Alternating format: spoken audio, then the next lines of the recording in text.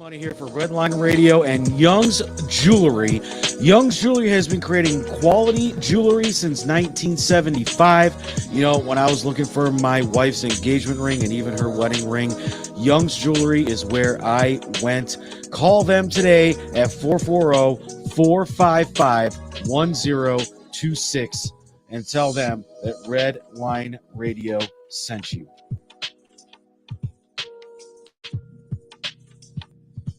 Redline Radio LLC is proud to partner with Growing Wings Adult Services for the creation of our brand new state-of-the-art production studio. Growing Wings Adult Services has been assisting adults with disabilities in the Northeast Ohio area for the past 5 years. For more information on how Lisa and the team at Growing Wings can assist your family, you can contact Lisa at 234-334-7547 today. Again, that's 234-334-7547.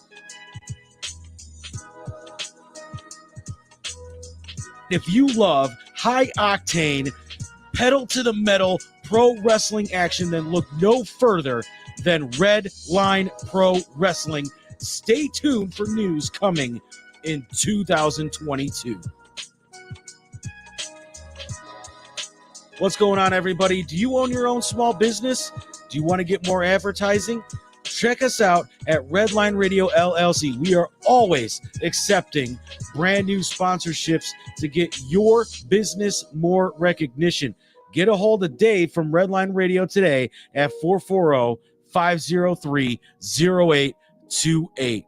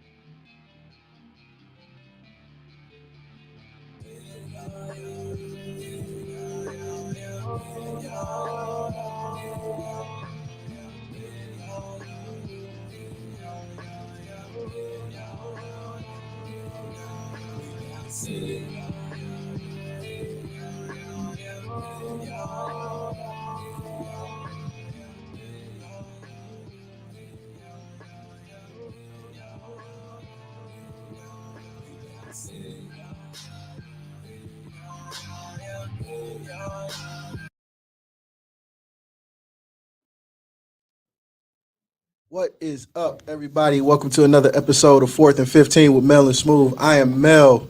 Joining me, as always, is Ronnie, Big Smooth Hennigan. Smooth, what's up, man? Hey, what's up? Hey, speaking of which, glad you are. The man himself. Yeah. While we doing that, before we go any further, we got some guests with us today. From Talking About Balls, we got Justin and Kyle. Fellas, welcome to the show again. What's up, everybody? Good to see you again. What's going on, guys? From Channel 43, back when he was the man in Cleveland to talk about sports, we got Ronnie Duncan on with us today. Ronnie, how you doing today, What's sir? What's up? Glad to be back with you guys, man. You know, it's like second home, Cleveland, Ohio. You got to do that thing right. Always. Absolutely. Home. Glad to have you. It never should let you leave. We should have paid you. Hey, man, you know what? It's the industry. It's what happens. But right now, I work in Philadelphia, Fox 29, enjoying it. We do a gambling game show. We talk about the odds, who's going to win, who's not going to win. I have a lot of fun doing that, and also anchor on the weekend. So not bad for a 63-year-old guy. Just trying to hang in there with you young cats, man. All right, before we go any further, this portion of the show is brought to you in part by Redline Pro Wrestling. Details for Redline Pro Wrestling will be out very soon, so keep in touch. Follow us on Facebook, Redline Radio LLC. Get all the details. Okay, so real quick, shout out to Miguel Cabrera for getting his 3,000th hit.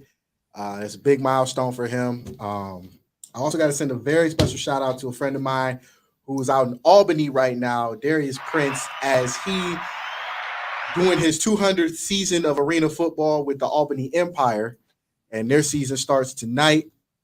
And he's looking for another championship. I think he's got like 3 now, so he even topped me.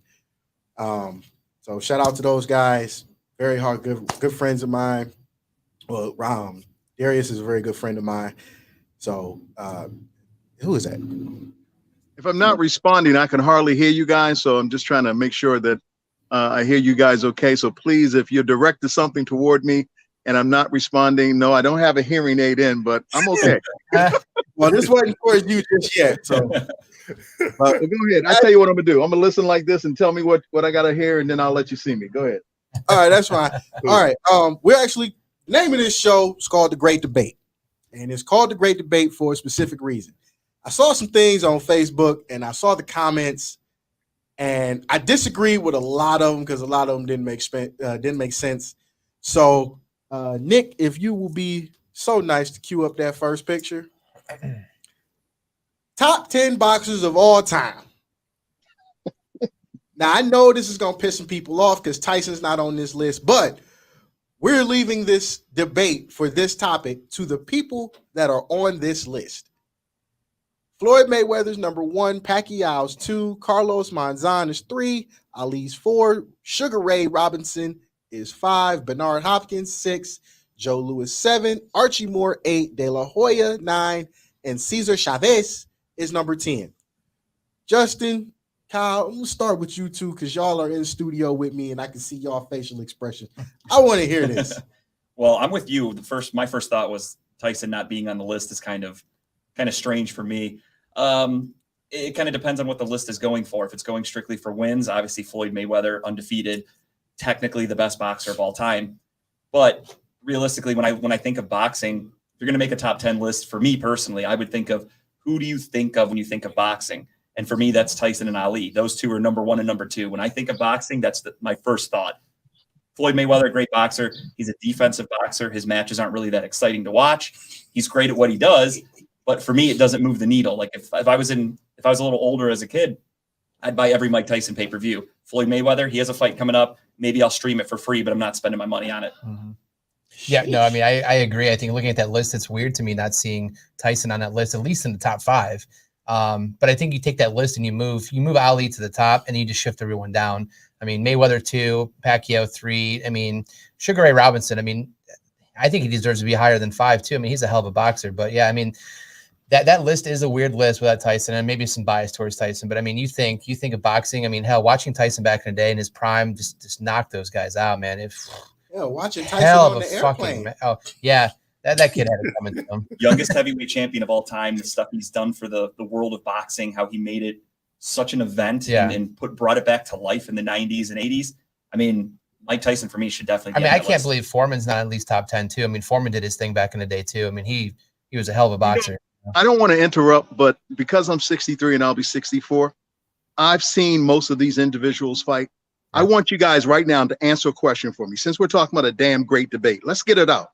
Who did Mike Tyson beat, to win the heavyweight championship? Trevor Berbick. Did Trevor Berbick ever go back to win the heavyweight championship? The answer is hell. The last part of the answer is no. Mike Tyson's competition is that who he beat during that time. But the moment you took his 5'11", little big head up against a man 6'3" or 6'4", he had issues. Let's go back the same day that Nelson Mandela released out of prison in South Africa. What happened hours before that? Mike Tyson got his ass kicked by who knows who? Oh, by the Mr. Buster Douglas. Oh, what was his size? 6'3". So you talk about Sugar Ray Leonard, you talk about Sugar Ray Robinson, you talk about Floyd Mayweather. The one thing you need to look up, and here's the education for you, and I'm going to give it to you because boxing's my game. Count to me how many people who fought Floyd Mayweather in his prime came back to win multiple or championships. By the way, just to help you out, Miguel Cotto's name is on there. Oh, by the way, to help you out, I believe a Corrales is on there.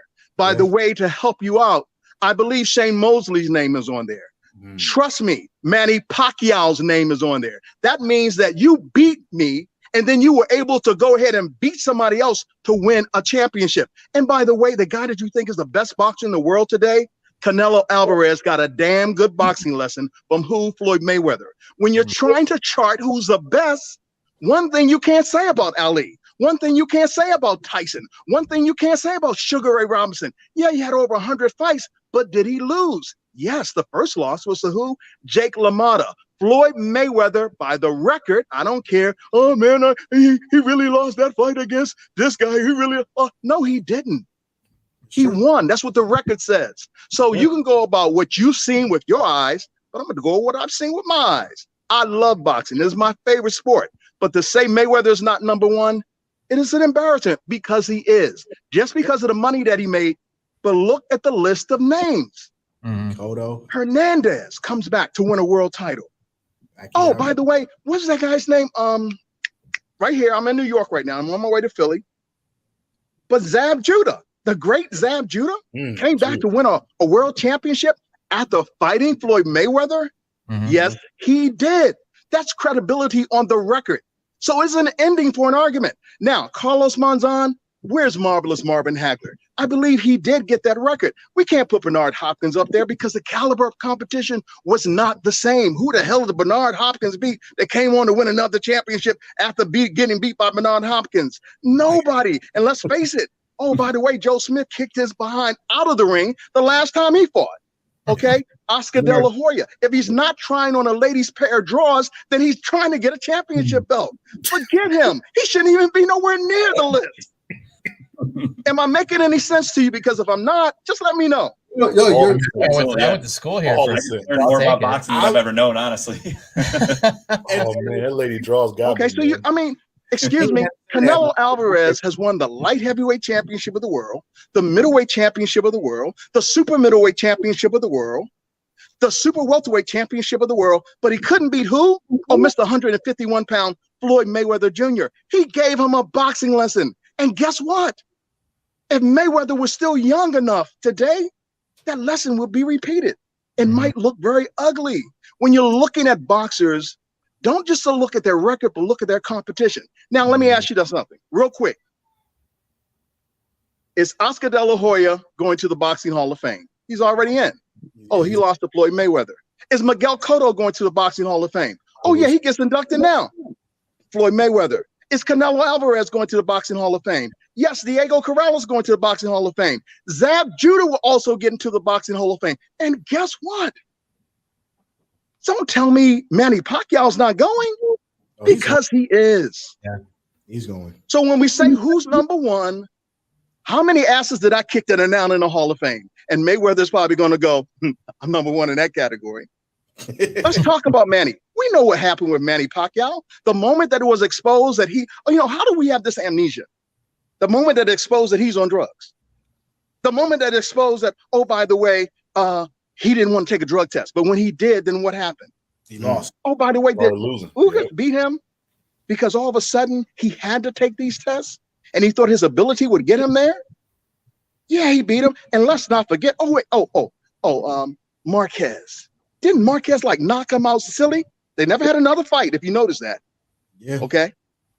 Oh, by the way, he's in the Hall of Fame too. And by the way, he did win another world championship after fighting who? Floyd Mayweather Jr. Brothers, do your research. So you're saying that Floyd Mayweather's number one. I just want to make sure we're clear. Got it. He's number one, hands down. I don't want to admit it. I love Muhammad Ali. No, I mean, that's like a butterfly, sting like a bee. Young, run, man, young, run. Rumble, young man, rumble. No, I love Ali. But let's look at Ali's record. Look at the losses. Every win that he had over who? Ken Norton is disputable. You know it. You saw it with your own eyes. We saw what happened. I'm a Joe Frazier. No, Joe Frazier kicked your ass and hit you with that left hook, and you was embarrassed. And even when you came back 2.5 years later to fight him at Madison Square Garden, not for a title, you still had problems. And it wasn't until Joe didn't have an eye, the Thriller in Manila, that you were able to get. And you know what you said? I thought I was going to die too. Let's be honest. Ali was shot in 1975. Shot. His last great day was against who? George Foreman. And you go, oh, George Foreman. Brother, did you ever see George Foreman fight Jimmy Young out of Philadelphia? Did you? I did. Did you see George Foreman and Ron Lyle? He lucky he survived that one. But Jimmy Young at the Capitol Center, Largo, Maryland, beat the stuffings out of George. Yeah, a guy who couldn't even fight. You guys remember Chris Bird? This guy fought like Chris Bird. Pat, pat, pat, pat, pat, pat. And he goes out and wins heavyweight champions. And then you go, well, Mike Tyson was the youngest heavyweight champion. Who the freak was Floyd Patterson? He was the youngest before him. You ain't putting him up there. Mike came at a great time. They avoided fighting Lennox Lewis, because they knew what the outcome was. Mike was great, beating people his size and a little bit taller. But when you went 6'3", 6'4", it was not Tyson no more. By the way, do me a favor. Mike Tyson's last fight. I'm not talking Peter McNeely, but he lost his last fight. Washington, D.C., Verizon Center. Check it out. Look at the record. Come on, you guys got your phones. Pull out the internet. It's right there for you. It is not debatable. Just that simple. I'm not arguing. My list was strictly off of who moves the needle Mike for me. Tyson off the list. Mike Tyson on the list. I'm not On the arguing. list what? Wait a minute. You're going to put Tyson on the list, but you ain't got no room for Evander Holyfield. Oh, bite my ear. Come on now. Sir, this was something I pulled off of Facebook. How many times did Mike fight Evander and still couldn't get it right? How many I times? did not make this. I don't think you made for the the list. record. The list I was did just not pulled. I just pulled it off of Facebook. I just wanted to see everybody's feelings. I don't want no smoke on this. I can be myself on a show like this. You know what? But you know what? This is why I like the great debates we have, because it brings the knowledge out. It brings the knowledge out, and it makes everybody go back and look. Hey, you might want to check this fight out before you start throwing your opinion out. Like, I get it. Everybody hates Mayweather, but when you're looking at the record, when you look at the body of work, you got to have some type of defense in boxing. It's a fight. You're not just going to stand there and let him punch your face 20 different times. You know what? Whoever said that is the smartest person in the room. You know what boxing is? It's an aggressive game of tag. You know what the answer to boxing really is? Hit and not get hit. When Ali was Cassius Clay, and when he was the best boxer he has ever been, he employed that same dynamic. Hit and not get hit. That's why he was so brilliant. Henry Cooper back in 1963. That's why he was so good. Okay? Where he made Archie Moore, a man who won all kinds of titles, a man who fought from middleweight to light heavyweight to heavyweight, a man who was in the ring with Ali, Marciano, and Joe Louis, and Jersey Walcott. So when we look at our history, now you say, oh, I don't know about Julio. Who said the Julio? He's not that bad. Who said that? Raise your hand. Who said it? I can't believe he's on the list. Julio Cesar Chavez. Brother, he's had over 100 fights. He's got to be on that list. Hold up. Sugar Ray Robinson has got to be on that list. Oscar De La Hoya, if he doesn't have, what is it called? A G-string up his behind, get him off the list. Please, really? Oscar De La Hoya? Who did he beat up? Oh, he beat up Julio Cesar Chavez twice, an old man. Yeah, he was. Wow, that's really impressive. Oh, he beat Ike Corte because Ike Corte got tired. Oh, that's really impressive. But you know what? Oh, that body shot by who? Bernard Hopkins set him down. Oh, yeah. Oh, he beat the smoking guy from Nicaragua. Come on, man. Oscar, no. You saw what happened when they put him in the ring with a real fighter, Sugar Shane Mosley. Yeah. Exposed, put him in a fight with a real fighter, Pernell Whitaker, who perhaps should be on a top 10 list. Exposed. Let's look at it for not what we see. Now, when we talk about today's current fighters, I think the debate should be who could even make a Mount Rushmore or who could even make a top 10 list. Unfortunately, they got to fight each other before we put one of them on. Is it Terrence Crawford? Is it Earl Spencer Jr.? We don't know. We know one thing. What's your thoughts on what we saw this past weekend? Right. Not a bad show. But if you think he's going to get away with the stuff he got away with Yugas against Terrence Crawford, brother, you blind. Ain't going to happen. Because Fury fights tonight, right? Ain't going to happen. I'm going to ask you right now. Now, if you say who's the greatest heavyweight of all time, you may have something, but you just said the greatest fighter of all time. That means everybody you fought. I mean, remember, Henry Armstrong did something that was unimaginable today, but he did it back in his day. Homeboy had 3 titles at one time. 3, and was trying to get 4. Simultaneously. Featherweight, lightweight, welterweight championship, and he won the middleweight championship as well. Who can do that? Remember, they were more active. They weren't fighting twice a year. They weren't fighting once a year. They were fighting sometimes 8 times within a calendar year. That's why they have so many fights, because the money was there. You know, now we're talking about longest reigning champion. Yes. But come on, let's do me a favor. Let's look at this argument this way. Could whoever we're talking about, could they fight in my generation? Could they fight in your generation and still be effective? Now, you're probably saying, well, Ronnie, I don't think Ray Leonard could beat Floyd Mayweather. Maybe you think so. I think Ray Leonard was a tremendous finisher. I think at 5'10", and the type of speed that he possessed, he would have created a problem. The biggest problem Floyd would have had, and a person Floyd probably would never have fought, and you say, well, he beat a big man in Diego Corrales, he probably would never have fought a Tommy Hearns. But he didn't have Tommy Hearns to fight. So do we blame him for when he was born? No, we don't. We capitalize it is. So I'm going to go with Floyd as number 1. And I'm going to go with Sugar Ray Robinson as my number 2. And number 3, I will go with Muhammad Ali, because I'll have to go with what I saw. You know, I remember as a kid, man, 63, 64. Maine, Lewiston, Maine. I remember that. Miami. I remember those fights. You know, those were back in the days, they called it closed circuit, fights. Now we call it pay-per-view, where you went to a movie theater and you saw the fight. That's the way we saw it back in the day. But we cannot discount what Evander Holyfield, Riddick Bowe. Okay. Riddick Bowe. We cannot discount Evander Holyfield. We cannot discount George Foreman.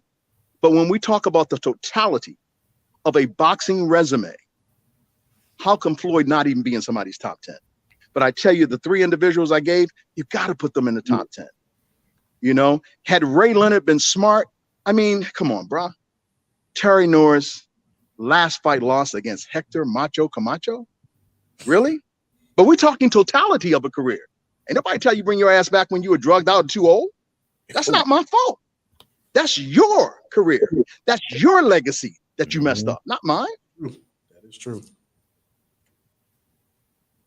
I respect it. I just learned a lot of I learned things. so much. Yeah, me too. It's cool for boxing right now, so we're good. Thanks. I appreciate the insight. All right. Hey, man, you know what? First of all, I want to say that, and I know that everyone in here does not look like me or has my complexion, but I'm going to tell you why I'm happy and why I'm impressed with this show. And I'm going to tell you why I was so eager to want to be on. I love what you're doing, because you're giving the other side of the coin and the flip. People of all colors. Okay, I may happen to be African American, of all colors, brown, black, blue, black, white, Asian. They've always been sports fans. Sports has been the vent of frustration in America for years, and we don't get the credit for it. We talk about some of the greatest achievements in our country, and when a change was about to make, it happened in sports. I want each of you to be very proud to be a part of Cleveland, Ohio. I'm going to tell you why. Because in 1948, the Cleveland Indians won the World Series championship. But they won it with 2 African Americans on that staff. The first 2 African Americans ever to win a World Series championship ring, be a part of a World Series championship team. It was not Jackie Robinson, because the Brooklyn Dodgers ain't win in 1947. Right. But the very next year, in 1948, Larry Doby won. Satchel Paige, the great Satchel Paige from the Negro League. 2 Hall of Famers, Larry Doby, Satchel Paige. Know your rich history in Cleveland, Ohio. And before Jackie Robinson ever donned a uniform with the Brooklyn Dodgers, Marion Motley, Bill Willis Jr. running game with the Cleveland Browns, and they won football professional championships. I ain't say one, I said ships, okay? As young posting people call it today, the chip. They won that ship. So Cleveland has such a rich tradition of allowing people to be in an opportunity to exceed and excel despite their color. Jim Brown did a lot of things. He couldn't have done it in New York. He couldn't have done it in Chicago. But the only place he could have done it is Cleveland, Ohio. Cleveland, Ohio had a temperament of not excluding people, including them. Talk to your grandparents. They were able to go downtown to stores. You talk to me, I remember my mother saying, we can't go into that store. You see when I first learned to read, the sign I learned to read? Colors are not allowed. No colors allowed. you imagine that as a child and how that stays with you and your motivation? I'll be 64 this year, but I can remember the sit on the back of the bus.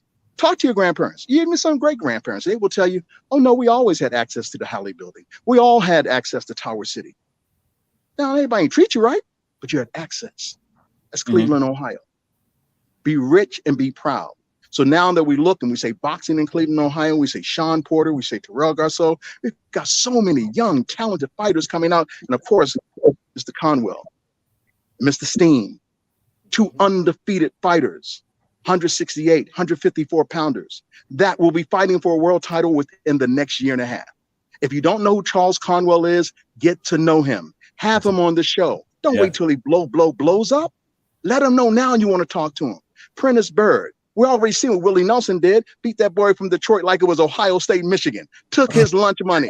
Oh yeah, Tony Harrison, we kicked your behind. You repping Detroit. C-Town got that butt. That's all we know. Okay? Willie Nelson ain't got many things to be proud about, but guess what? I ain't losing to nobody from Detroit. Right. Okay? So we have a lot to be proud of. It ain't just about, LeBron. It's not just about Jose and what he's doing with the Indians. It goes deeper than that.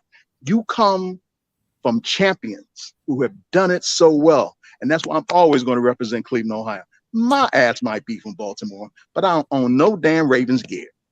Word. That's well said. Preach. All right. And y'all need to go ahead and get this thing right. Speaking of championship, let me ask you something. Remember this situation? Some of y'all too young, but you do remember it. Remember the Duke lacrosse team? Oh, Remember they accused all them white boys of raping that black woman? Yep. Oh, we got hoochie mamas out there. And they trying to get that check. Yeah. Don't believe everything that you hear as it relates to Mr. Watson. But I'm sorry, folks. They don't want to talk about Trevor Bauer no more, huh? Yeah. They don't want to talk. Oh, yeah, I have amnesia. I forgot about Trevor Bauer. No. We know there are different rules for different people. We just talked about that too. Okay. We know there's different access for different people. That's the hot debate right now. All right. Yeah, I'm preaching. And if somebody take out, Ronnie Duncan said this. Did I tell a lie? No. Nope. It's not a racist lie. It's facts, baby. It's facts. We've been saying this since it started. Nobody. You know what I'm saying? So don't think all of a sudden, we're going to take a vacation off the hoochie mamas. We see them at the game. We see what they look like. We see what their agenda is. Mm-hmm. Every sport. How can I capitalize? How can I get somebody to take care of my other 2 kids that Bondale won't take care of? Come on, man. Because it's that kind of mentality. And I'm not saying that all women are like that. No. But don't think that every time that there's something, he took it from me. Wait a minute. What were you doing there? Oh, let's go back to Mike Tyson, your favorite fighter. Indianapolis. What the hell was your ass doing in his room that late in the morning? Y'all weren't having Bible study at 4 a.m. Hello? Someone was on their knees. Yeah. I was going to get an autograph from my father. That could have waited till the morning then. Yep. Desiree. Come on, man. Yeah. Yep. Oh, while I'm thinking about it, since Ronnie brought up championships, got a quick trivia question for those watching. We're actually got a giveaway. So the giveaway, if you can get this right, the prize is 2 kids tickets to the Garden Brothers Nuclear Circus that's coming down from April 28th to May 8th. So here is the trivia question. I want to see if anybody can get this. True or false? This is the first one. I'm gonna ask the second one the next hour. But true or false? The Cavs are the first team since 1964 to win Cleveland a championship. Hell yeah. Are we talking major sports only? Yeah, we're talking all. Because isn't it the Cleveland Crunch? Yeah, the Crunch won a championship back in like 90. I'll donate the tickets if I won, but I think that's the right answer. Like 97 yeah, Justin, you asshole. y'all really stretching. Y'all got to go to the Cleveland Crunch. Hey, whoa. Y'all really stretching. Fans here. You're talking to Crunch fans. Do me a favor. Since all of y'all so Cleveland Crunch fans, give me that starting lineup for that championship team. Oh, I know You nothing. can't. We were just answering a question. Hector, No idea. I can give you 3 or 4 off the top of my head. Hector Marinero, Otto Orff, Zoran Karic, and Andy Schmelzer. Yep, I'll trust you. Sure. I have no idea. So, I thought Otto Orff was on the Cleveland Lumberjacks, to be honest. I thought he was a hockey player. God. I had no idea. Killing me. You got Oh man. I mean, if it's a major sports, and yeah, the Cavs are the first one out of the 3 to win since out of the 3. But yeah, See, I didn't know if you were gonna say Stipe, his world heavyweight championship that's counted. championship. I didn't know if that was gonna it count. counts. But here's the thing, and I want people to understand this. We have multiple sports in America. We don't just have football, basketball, baseball, Sure. hockey. Those are the 4 major. But you forget, we have the MLS. Yep. We have UFC. We ultimately invented cage fighting in America with the UFC. We have multiple soccer teams, from Major Arena Soccer to the NPISL, the Lake Erie Monsters with the ACHL. Yeah, they won a championship, didn't they? They won it They the did. same year the Cavs won. That's right. So you can't discredit it. And I hate when mainstream media does this. You can't discredit that. Sure. Because and I tell people this, I tell my players this all the time. If they pay you to do something, you are a professional. Agreed. Because not everybody can get up and do what you do. Sure. I'm a professional wrestler. Okay. It's on the indie circuit. Well, then you're not a professional wrestler. Fuck you. They give me money for it. I get paid to Get be in the paid ring. for it, yeah. Yeah. I'm not taking that ass whooping for nothing. Yeah. They pay you to be an arena soccer player. Yeah, arena soccer's been around since the late 70s, early 80s. Yep. Arena football. You can't pay me to believe that's not a sport. That shit hurts. Oh, absolutely. Those small fields, those guys going full Those- speed. And the walls, you And have the to speed of the game is different. Defensive Yeah. player, you will never know the disadvantages you are at with a receiver running at you at 90 miles an hour. Yeah, before they even call hike. Exactly. Right. So I don't want anybody watching to get the impression that football, basketball, baseball is all we got. No, these are just the 3 most popular sports. It's all what's Because- marketable, yeah. Sure. Because keep in mind, again, we have multiple sports. Just because you don't see it on TV every day don't mean it ain't here. Mm-hmm. True. The Captains ain't on TV in Lake County, but that stadium is there as soon as you get off 91. They're paid to do it. Exactly.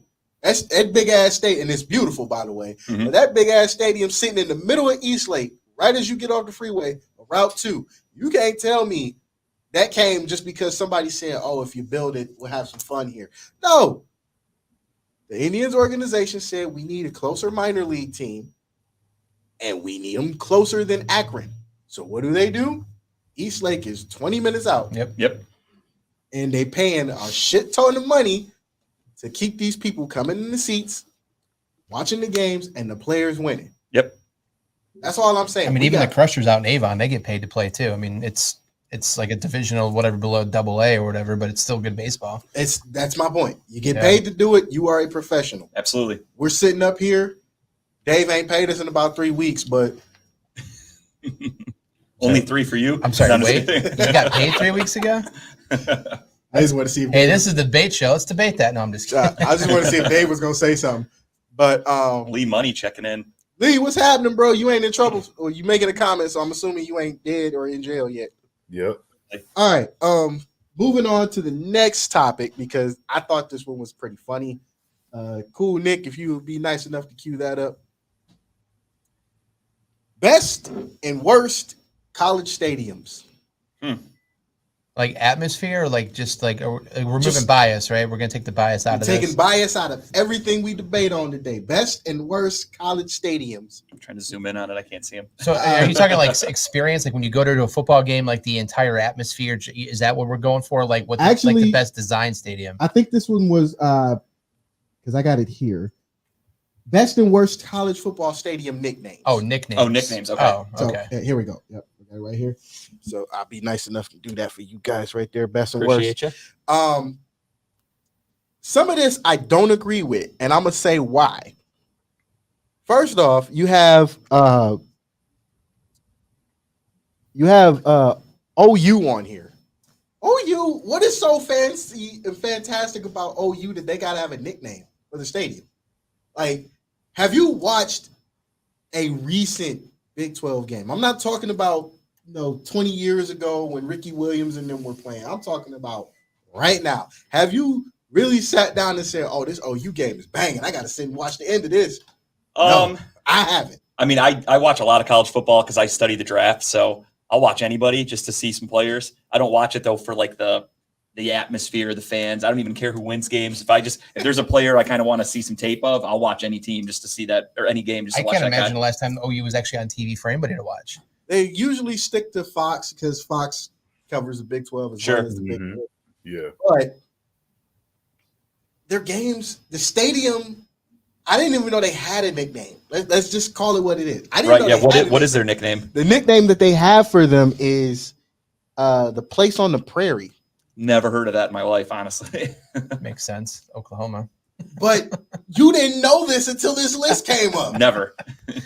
So I mean, there's some random. I mean, I'm looking at this list, and there's some weird ass names out there for stuff. I mean, obviously we know the Swamp. You know, that's a big one. That's a huge one. how did they get number one though? Is my thing. I mean, it's Florida's though. But you look at some of these down here, like Where's Waldo for Western Michigan. That's a hell of a stadium name right there. Never heard of that one.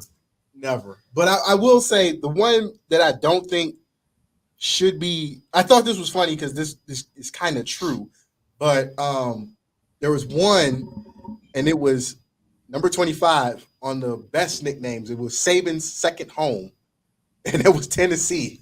Saban's second home. That's disrespectful to Tennessee. Poor Tennessee. But it's true. But it makes. I mean, it's true. Every stadium is Saban's second home. Essentially, though, that guy rarely loses. Yeah. How often does he lose a SEC game? It ain't often. Does not happen a lot. I will say this on this list. Looking at this, two things. One, the worst name and best atmosphere. I think one team on here is on both sides of the equation. I do agree that Penn State, Happy Valley, horrible name for that.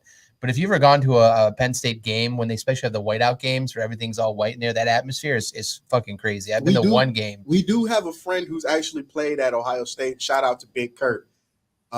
He's said the same thing. He said that atmosphere is amazing. One game they had a whiteout game. Everything was the atmosphere was just electric, and I think it was just before all the kid touching stuff came out. But still, I'm with Kyle. That nickname sucks. After the Jerry Sandusky stuff came out, how do you still call a place Happy Valley? There's nothing happy Sad going on Valley. there. Got nothing. But Ronnie, your school is actually, or one of your schools is actually on here too, for the actual best name, and that's the Glass Bowl. Oh yeah, for sure. Does it deserve to be on that list, or on the best list, or does it deserve to be on the worst list in your opinion? I think it makes sense for best list. It can be wherever. I definitely agree that it doesn't belong in the top 10. Obviously, I'm actually shocked that it made it in the top 25. As far as worst name, I don't think it would be over there at all because people that know anything about Toledo is considered the Glass City, so it makes sense. You know what I mean? It goes with the local history and everything else. And anybody that's from there, that's what they have to watch when it comes to football. There's no protein. So that's what they do. When it comes to Saturdays, man, everybody's there. They will fill up those 28,000, 29,000 seats at the Glass Bowl. You know what I'm saying? So it's definitely rocking. The atmosphere is cool. Really, really loud for a stadium that's small as well, too, with the cannons going off and all of that. It's really cool. One thing I had a question about was in Toledo. Why would you put the thing I have a question is why would you put LSU Death Valley number 5 and then discredit Death Valley at Clemson? You know what? It's the same freaking nickname. It is, but I think if memory serves me right, I think LSU coined it first. Okay, that would make sense then. Because I remember reading a page out of ESPN's magazine where they were talking about best stadium atmospheres, and a reporter actually said it was so loud, it was so deafening that players couldn't hear themselves, and they ended up getting beat like 40-0. Mind you, this was back in the 40s and 50s. Right. So he reported that, and he said it was so deafening, it's like teams come there to die. It's like, okay, well. So that's had a long history then of being that. Yeah. I thought LSU Stadium was Tiger Stadium or something like that. I didn't think it was Death Valley. I thought Death Valley was only Clemson. Both Clemson and LSU are Death Valley. But I personally like LSU's better because it makes sense. Yeah, I agree. You're in the middle of Louisiana on the bayou, and you either got one or two options. You can either stay and play the game and drown yourself out, or it's a wrap. You might get a shot going in, and you might come out with a win. You might come out with with a loss, but you're gonna come out with a headache because it's so fucking loud there. Absolutely. No, I like it for sure for LSU. And here's a good thing about this. This is something that a lot of people don't know is going to happen this year and next year. There are 3 schools in Louisiana that have never played each other. Can you guess them? No, not off the top of my head. LSU, Grambling State, and Southern. All 3. Oh, I didn't know Grambling State was in Louisiana. Northern Louisiana. I did Southern. not know that. Louisiana. Yep. I didn't know that. So this year, Southern, I believe, will be going to Death Valley. Okay. And next year, Grambling State will be going to Death Valley. And these 2 schools have never gone to Death Valley, ever. Probably not going to end well for them. You never, hey, you know what? With the way the landscape is changing, I wouldn't even say that, to be honest, because the way Coach Prime has got this team, got the SWAC playing better, I'm not surprised if Southern or Grambling State ends up catching LSU slipping first game of the season. And especially, I mean, LSU, let's be honest, they're in a bit of a rebuild right now. They're not the loaded team that they were a few years ago. Who? I'm being sarcastic. Brian Kelly. I'm being sarcastic. That's why I said it. Who? He's an I'm a Notre Dame guy. fan, so trust me, I was glad So to get out of you here. mean to tell me that the best coach of all time fakes a Southern accent? Oh, that's my sarcastic tone. You didn't hear that. I heard Clearly, it. I don't believe That's how it. dedicated he is to his job. Is he faked his Southern accent to fit in with everybody? When he You- dropped that speech at that game, I think I replayed that over and over. Where the hell did that come from? I didn't even have to replay it. I was like, bro, you do not sound like that. Oh man, Here's my vote.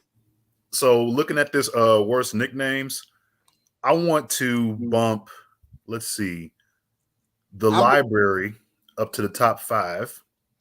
Who has a library? So that's the one for Virginia. Oh, That name is, oh my God. Yeah, top 5 for that of worst names. I would actually take Sea of Red off the list. I don't like the fact that it's worst nicknames. I feel like maybe it doesn't belong on either side, but I wouldn't say it's a worst nickname. well, right about now, it'd probably be a worse nickname. But if you ask the head coach of Lutheran West High School, John Perella, shout out to Coach Perella, he'd probably kill you. He was born and bred Cornhusker, played under Tom Osborne, and looking at some of his old film, yeah, I'm good. I mean, that's a cool nickname, Sea of Red, but at the same time, it almost sounds more like you're talking about the fan base than you are the stadium. So that's a weird nickname to give the actual stadium. how are we not talking about the litter box? I mean, Who's a litter box? Montana State, the litter box. Every time you come in, Hell someone of a takes a name shit. there. That's a good one. Yeah, move that one up too. I just learned a lot. And then Dayton, Welcome Stadium. I mean, it's original, I guess. Well, but because Dayton, depending on what part of the state you drive into, southern, northern, eastern, western, you're 9 times out of 10, if you're coming from Kentucky, you're gonna run into Dayton. So Yeah. and there's an actual welcome sign that says "Welcome to Ohio" and then "Welcome to Dayton." Yeah.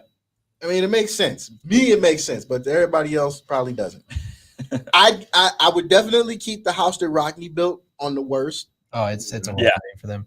I mean, granted, Nuke Rockney is one of the greatest coaches of that era. I still Just name it Jesus Stadium. It's okay. you could have It picked a works. better. You could have picked a better title. Could have picked a better. You leave touchdown Jesus alone. They get the Catholics will get you for that one. I actually would move on the best nicknames. I moved Michigan's Big House down because I don't like the name, but Michigan Stadium's impressive. You've been there before. It's an impressive I drove stadium. past it. I drove past it. I'm not impressed. I mean, being inside, how just deep down in that is. I mean, it's impressive to be there. I love how many people it can fit because that's just more disappointed fans leaving after Ohio State comes to town most of the time. Well, yeah, true. And the Shoe is a beautiful stadium too. I mean, you can take it from Ohio State. I mean, they put on that atmosphere is amazing too. Man, the best damn band in the land, bro. Yep. And when you have a guy like Braylon Edwards as part of the alumni, that used to play there, naming it after a prison is obviously a good thing. The Big House. I like that one. Well, I thought this was a cool one too. I do like Hell's Half Acre for TCU. That's a cool one. That's kind of like a little That's pretty dope. Yeah. intimidating to an extent, but it's a cool name. Hey, Tim, why you laughing? That's really touchdown Jesus is real. All right. That's a real name. That's a for real them. thing. they call him Yeah, Touchdown if you Jesus. look at the north, I think it's the north end of the Yeah, stadium. that's where the church He's is at. literally over towering the stadium with his hands up. So I'm telling you, man, leave it alone. Them Catholics will come after you. It's probably it's trademark too, so they'll come after you for more money too. Oh yeah, Tim's too old. They won't come after him anymore.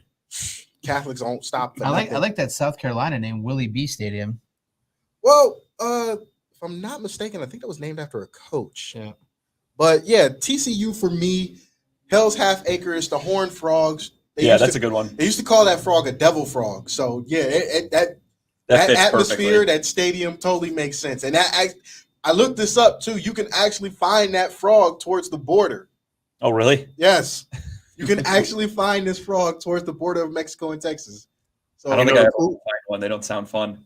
And the cool part about that name too is it's TCU, like technically a Christian school, and you have like hell and all this other demon stuff mixed in with it. It's kind of funny. I like that. I think that's why they're allowed to get away with it, because nobody can come after them and be like, "Oh, it's sacrilegious." They're like, "No, we're a religious school. We're allowed to use all this lingo." Oh yeah, We got the pass on. it's always something. Exactly. It's always something. I'm not even going to touch the 12th man just because it's Texas A&M.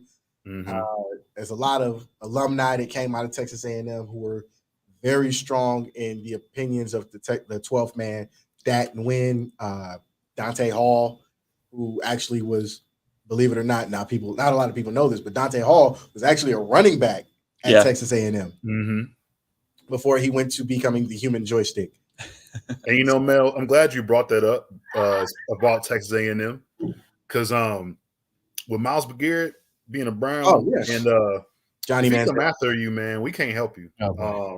So he when he was there, he was the 12th man. Right. So yeah, he really was. He big as he was.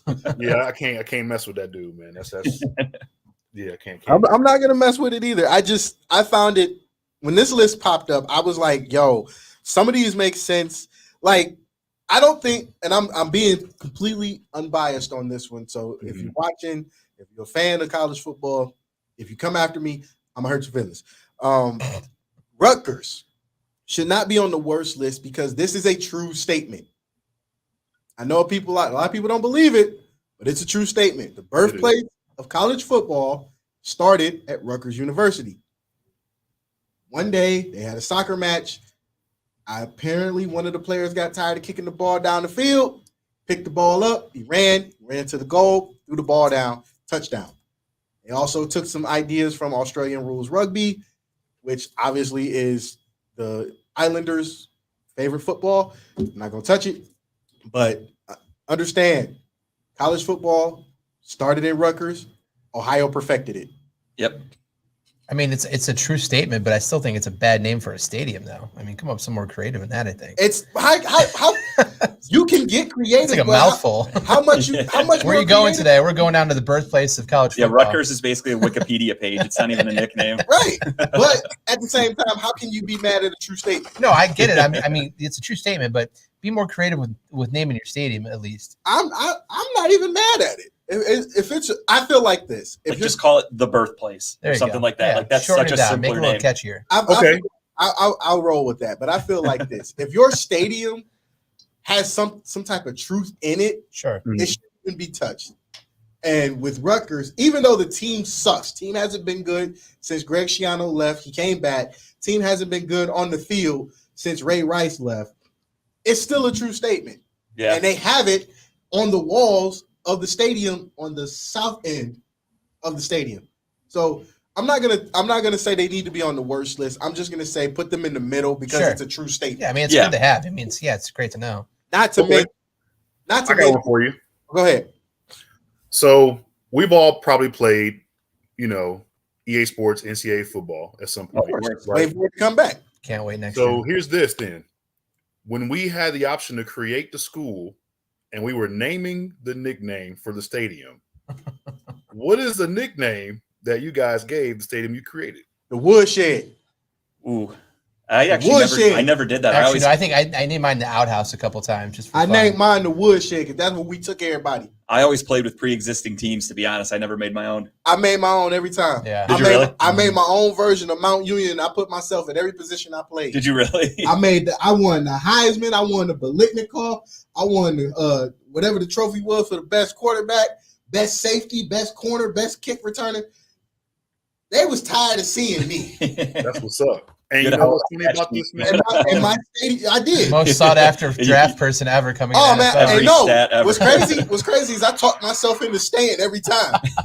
You know how you get to the end of your senior season or your junior season, and the coach is like, "Yeah, let me talk to you. I want you to come back." I talk myself into staying every year. Were you the head coach and all the recruiters and No. everything too? He was scouting himself. I kept the head coach. I kept whoever the head coach was. We just made him look good. Well, I know for a while there, you could in Madden, you could actually take your guy and transition him into the NFL as well. You just said, "Fuck it," you stood behind. All right, cool. I kept my ass there. I wasn't taking no chances of getting drafted to a bad Brown.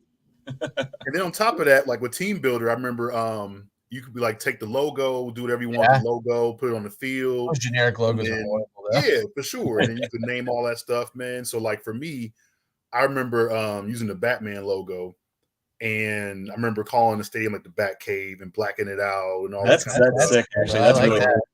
But then you got people who you grew up with that come up with some of the most terrible names, right? And I had a buddy of mine in college who would play that game, and he nicknamed his stadium the Vaginal. All right. Did he mean why? I don't know. Can't give you an answer for that. But was there a definition as to why he did that? No, not at all. The team had nothing to do with it. The name of the team had nothing to do with it. The school, the location, nothing. He just wanted to call it that because he could. Wow, that's sick. That's one of those when he's at class, you should have turned it on and deleted that shit when he came back. Like, I don't know what happened. I have to start over. What colors did he roll with, though? I'm curious now that we're on this. Red and black. Oh, I was going to guess pink. I was going to go pink too. But see, that's what I'm saying. It has nothing to do with the actual team or colors. None of it. And I'm like, this makes no sense, bro. But you got to admit, it's very original. No, it is. Original. I guess. Yeah. What was the name of the stadium? Tampax. Yeah. Maxi Pad Stadium. See, that's the thing. He just called it that, no matter what. But to be honest, yeah, I did. Honestly, I named myself. I actually made my own version of Mount Union because Mount Union's my second or third favorite college team out of all the colleges. And I was like, you know what?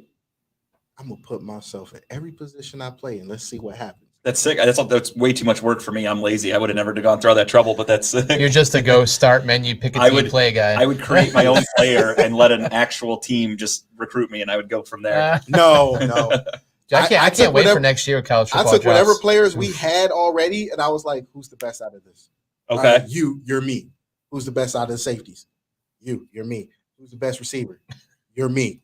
Best kick returner? You're me. Best punt returner? You're me. We're good. Let's go. We got this. So you're very humble when you play that game, it sounds like. You goddamn right I am. No matter what, your name come up with some category. It's like a stat line top 20. It's just all him. It's just down the list. Oh, bro, I killed it. And punt and kick returns, I was the man. The only problem I had was when it came to defense, they wouldn't throw the ball because my front seven was killing the quarterback. You were too good at the I joined. No, I literally created the team. Yeah, and I joined the Big Ten on purpose just so I could beat up on Michigan. I fucked around and beat up on Ohio State so much. It was us. It was like 1 and 2 was Ohio State and me. I was like, all right, you know what? I just went independent, and then I started beating up on everybody. And I never got a chance to get any interceptions. All I got was tackles. I was mad as hell. You probably got virtual Jim Tressel fired then for all the times you kicked his ass. Oh, you know what? I don't know. Had to have been around back then, wasn't it? I think he might have been. Tressel was a coach. Yeah, he might have been. 02, 01, 03. That was him. Yeah, man, you got him fired. Got the recruiting down. They actually never fired him. Stars go down. The prestige went down. You know what? It was funny. What's funny is once I went independent, he never got fired. Like they went back to winning the Big Ten after we left and went independent. It was funny. See, like, that's what happens, man. So y'all waited for us to leave and go back and win. Okay, pretty much. All right. You know what? This one's going to be off the cuff real quick because we're going to be going to commercial real quick. So this little 2-3 minute debate is going to be real simple. Best overall action movie you've ever seen. Ooh, that's a loaded one. I know. Action movie. Ooh, that's hard. Ooh, okay. I'm going to go first. Yeah, please. I got to think about this one. Me too. I'm going to go. It's considered martial arts, but it's still action. I'm going to go all-time favorite, 5 Element Ninjas. Oh, okay, that's a good movie. I've never heard of it personally. What the hell is wrong with you? Man, you need to go brush up on your martial arts movies, man. You killing me. You didn't tell me to watch it beforehand. How was I supposed to know I should have watched it? Well, no. Here's a list of movies you've never heard of. Watch them all before the show. Yeah. He I never got got one through. or two in. He never got through. Mine's. I'm gonna go newer, but I'm gonna go the John Wick series. Best action-packed movies. Okay. I mean, just like never a dull moment in those movies. Someone's getting their head shot off, or someone's getting their ass kicked. You know, pretty much. And, that hotel ain't shit either. No. Yeah. That hotel is not that. For those watching, if you've ever not seen John Wick, if they tell you the spoiler, and I'm going to tell you the spoiler is the hotel. It's been out long enough. You could talk the That spoilers. hotel ain't shit. You still get shit shot at. Motherfuckers hunting you. Yep. Keep your don't go to the hotel. Just go underground. That's your best bet. Go underground. I'm going old school. I'm probably going to go Terminator 2. That's just always a classic. That fucking movie's too long, though. When that's on TV, that's jam-packed. That's a 4-hour movie on TV. It's not that old with commercials. Yeah. I'm not wasting my time. I got DVR, dude. I fast forward that shit. Man. I do. Terminator's a good movie, yeah. I just think when you think of an action movie, that's a classic. Everybody thinks of Terminator 2. I give you that one. But it's still too long. You could have told that story. If you was in the hood, that story would have been 30 minutes. And again, this is just off the cuff. If I had time to prepare and actually look up movies and think of one, I might have a different answer. But off the top of my head, I'm going Terminator 2. Off the cuff. First one that came to mind. Ronnie, what about you? Y'all gonna laugh. So for me, I would say one that I always have to go back to that I always enjoy watching would be Demolition Man. Oh, that's Wesley Snipes. I give you that one. Really Hell yeah. You know? So for me, it has everything. But I like it. Yeah, man. And you know what? No, I'm not gonna say that. You can watch it. It's available to stream. I'm not gonna say where because they ain't paying me. But No free plugs. it's available to stream right now for sure. So definitely, search it if you got a Roku. You'll find out where it's at. The 3 seashells. I'm still to this day See? want to know I how. don't know. No, How to no. utilize- I use that. Like, I don't even want to know. That- I'm sure somewhere in Google there's a demonstration directions how to use it. I don't care to. That's always been the confusing thing. Like, you don't know how to use 3 stations? No, I don't know how to use them. What the fuck you do with those things? Nope. There's one for scoop, one for clean, one for what? I don't understand. So Now, right. And it has a lot of great actors. right. what are you cleaning at? Clearly in the future your anus is fucking destroyed. So that's what the whole point is. Anus is all chafed, scarred. Probably even feel no more. Yeah, it's just dull. That's what I see why he went to and started cussing at the machine Yeah. to get all the paper now. Like that, It all makes sense. that shit's heartbreaking. Like he's like, what am I supposed to do with these? Then they're I laughing can- at him like, you don't know how to use the That's a good 3 choice. seashells. Like, I'm like, Yeah. what? And you know what? It actually showed Wesley's prowess as a martial artist because a lot of people It didn't did. know he studied martial arts Mhm. for a True. long time.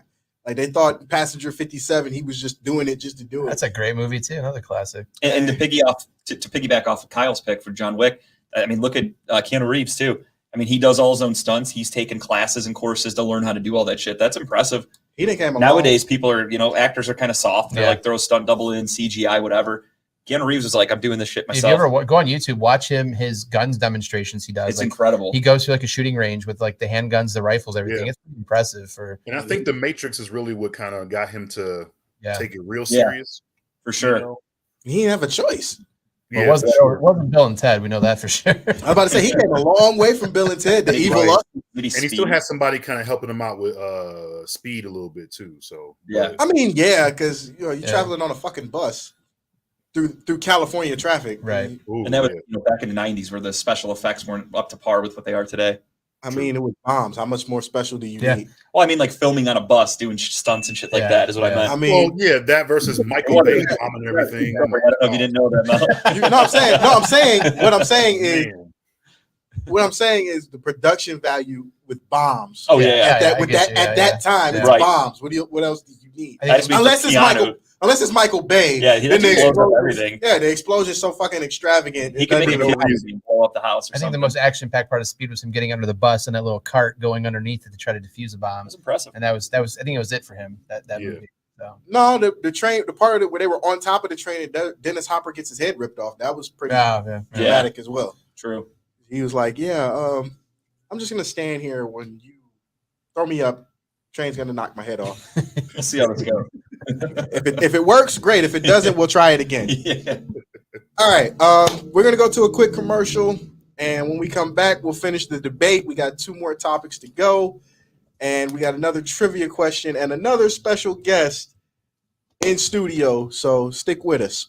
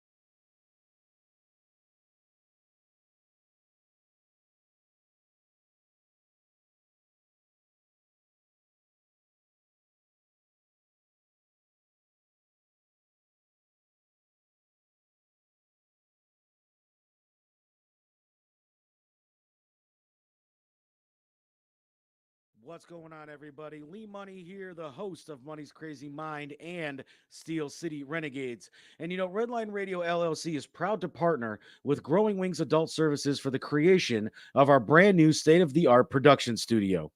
Growing Wings Adult Services has been assisting adults with disabilities in the Northeast Ohio area for the past 5 years. For more information on how Lisa and the team at Growing Wings can assist your family, you can contact Lisa at 234 334 7547 today. Again, that's 234 334 7547.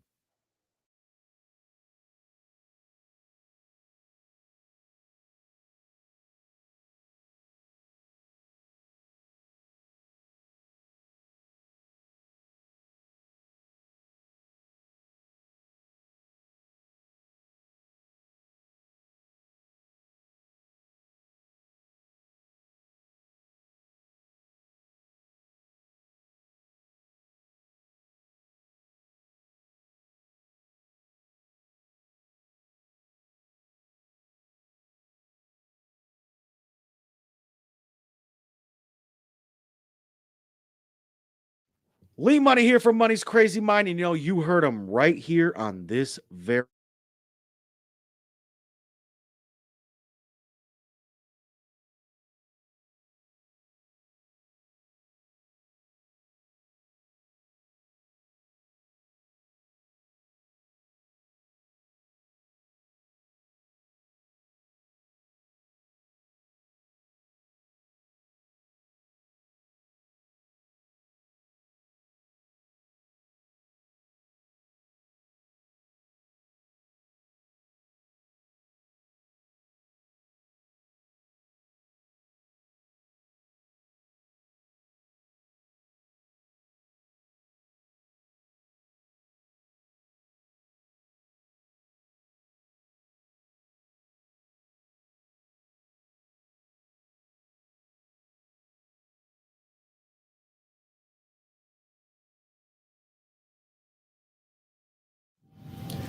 All right, and we're back, and we're gonna finish this debate. Where's Ronnie at?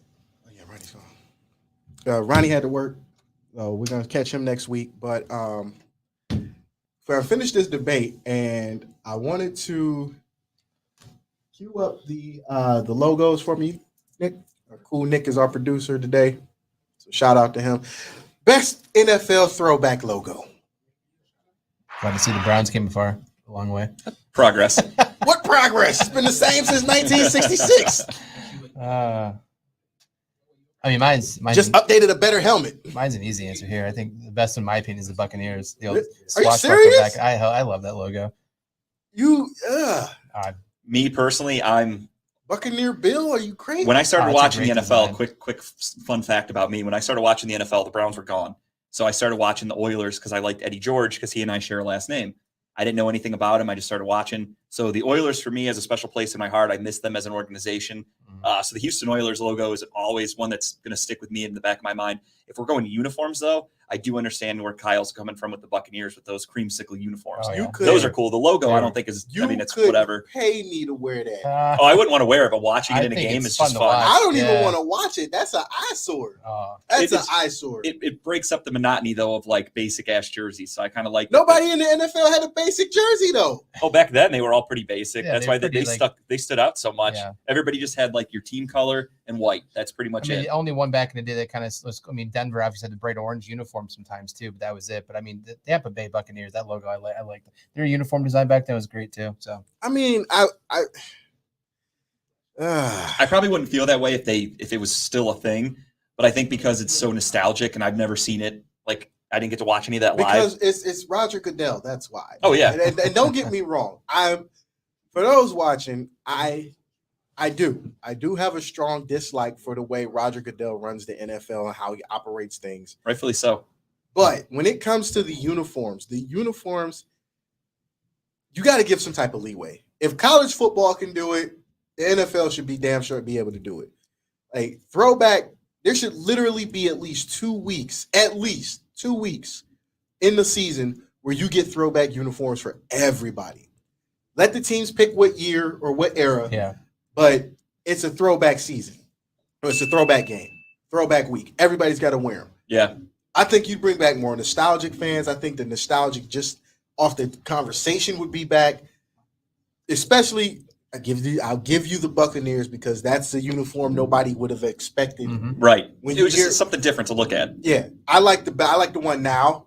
That's better. More, Yeah. the red. like you could take a pirate serious now. Yeah, for sure. I mean, they've modernized it. They've made themselves look more I mean, legit. because when you think about it, when you see this logo, when you see the Buccaneers original logo, it's terrible. You do not take that Buccaneer serious. Right. You don't take a pirate like that serious. He got a feather in his hat. He looked like he It's clean. like a Three Musketeers shot right Yeah. there. I want to go eat a candy bar more than I. You're a Steeler fan, so like the fucking Bumblebee Steeler jerseys. Oh, the those are hideous. jailhouse ones. They're hideous, but it's But- cool to look at every once in a while because it's just something It's- different. To be honest, I'm not a fan of that one. Right? No, I think, like I said, they're ugly as hell, but they're just That's fun to why look I'm not at. a fan. Like you look like jailbirds. Yeah. Like you. That's why they call them the jailhouse. Like, dude, no, I'm not. I'm good. No, don't wear that one. That's Wear- why I like the throwback Wear the different all jerseys. white. Wear the all white with the yellow one. I'll take that. But don't wear the bumblebees. That shit's terrible. There's a lot of cool fan design. I'll ones even you go see back to that the are so Eagles. awesome. The Eagles, yeah, it's good. The Eagles had one of the best throwbacks. Yeah, because you don't see wings on the helmet. Like when you see wings on the helmet, you think Michigan. Now, I want to see you got, and it's a Wolverine. Why the fuck do you have winged helmets? You should change that. Over 100 years, and you still got that? Get rid of that. But when you look at the Eagles, you think, and you see that particular logo, you think Randall Cunningham, sure. Reggie White before he got traded. Yeah. Mark Wahlberg. What? Invincible. Vince Papale, man. I was going to say, yeah, I think Vince Papale. Yeah, I don't think Mark Wahlberg. Like, Mark Wahlberg? That was Mark Wahlberg. Yeah. And then I don't know where they got this Bengals logo from, but this is not the original logo that they had. Yeah, that's a new one for me. I've never seen I don't that. know who came up with this, but I don't know why the Giants one's kind of weird too. It kind of looks like a generic that Frosted that, Flakes logo. But that was a Giants. Like they ripped off Tony the Tiger. One of the originals. But that was what they put on the jacket. The helmet they just stuck with that the Steelers NY. logo. That guy's too happy kicking that football off that beam. I mean, that was a time where we sucked too. So. That's why that guy's trying to jump That's off why that he's happy. beam. He's like, That's I'm why killing he's happy. myself. This sucks. We have to wear these pinstripes. He's killed himself. And you know what? I never liked the colors. I like the color scheme. I just didn't like the uniform, but I will always have an affinity for the Patriots logo. Yeah. Pat Patriot, for those that don't know, that was the Patriots logo for a long time, especially when they came up with the name in Boston. So it's cool, it's original, but at the same time, nowadays you don't want a logo like that because the last thing you want is people photoshopping their team's logo behind a dude bent over like that. That's not good. It never ends. People would do that shit all day. It always know how it goes. It happens. Yeah, you don't want that. This is back when they ran with those red uniforms too, right? Yep. Yeah. Red jerseys. Yeah. You don't want that. I don't know where they got some of these. The Bengals one, The Bears ones. Maybe I just didn't. I've never seen. I don't remember seeing that one either, or the Rams. Yeah, the Rams one almost looks like a current version. I would like say that looks kind of newer. Yeah, that looks current. But this Baltimore one, well, the Colts one, I'll say the Colts. But the Colts did start out in Baltimore, so I think I would rather take this over the horseshoe. I don't know why. Like the horseshoe? Dude, nice and simple. But sometimes you got to change it up. Like with the Buccaneers, they got rid of the Buccaneer with a knife and the feathered hat. Like I tell you what, then they went to the skull and crossbones and win the Super Bowl. The Colts one I liked was a throwback one they'd wear where it was all blue helmet and they had the small horseshoe in the back right corner of the helmet.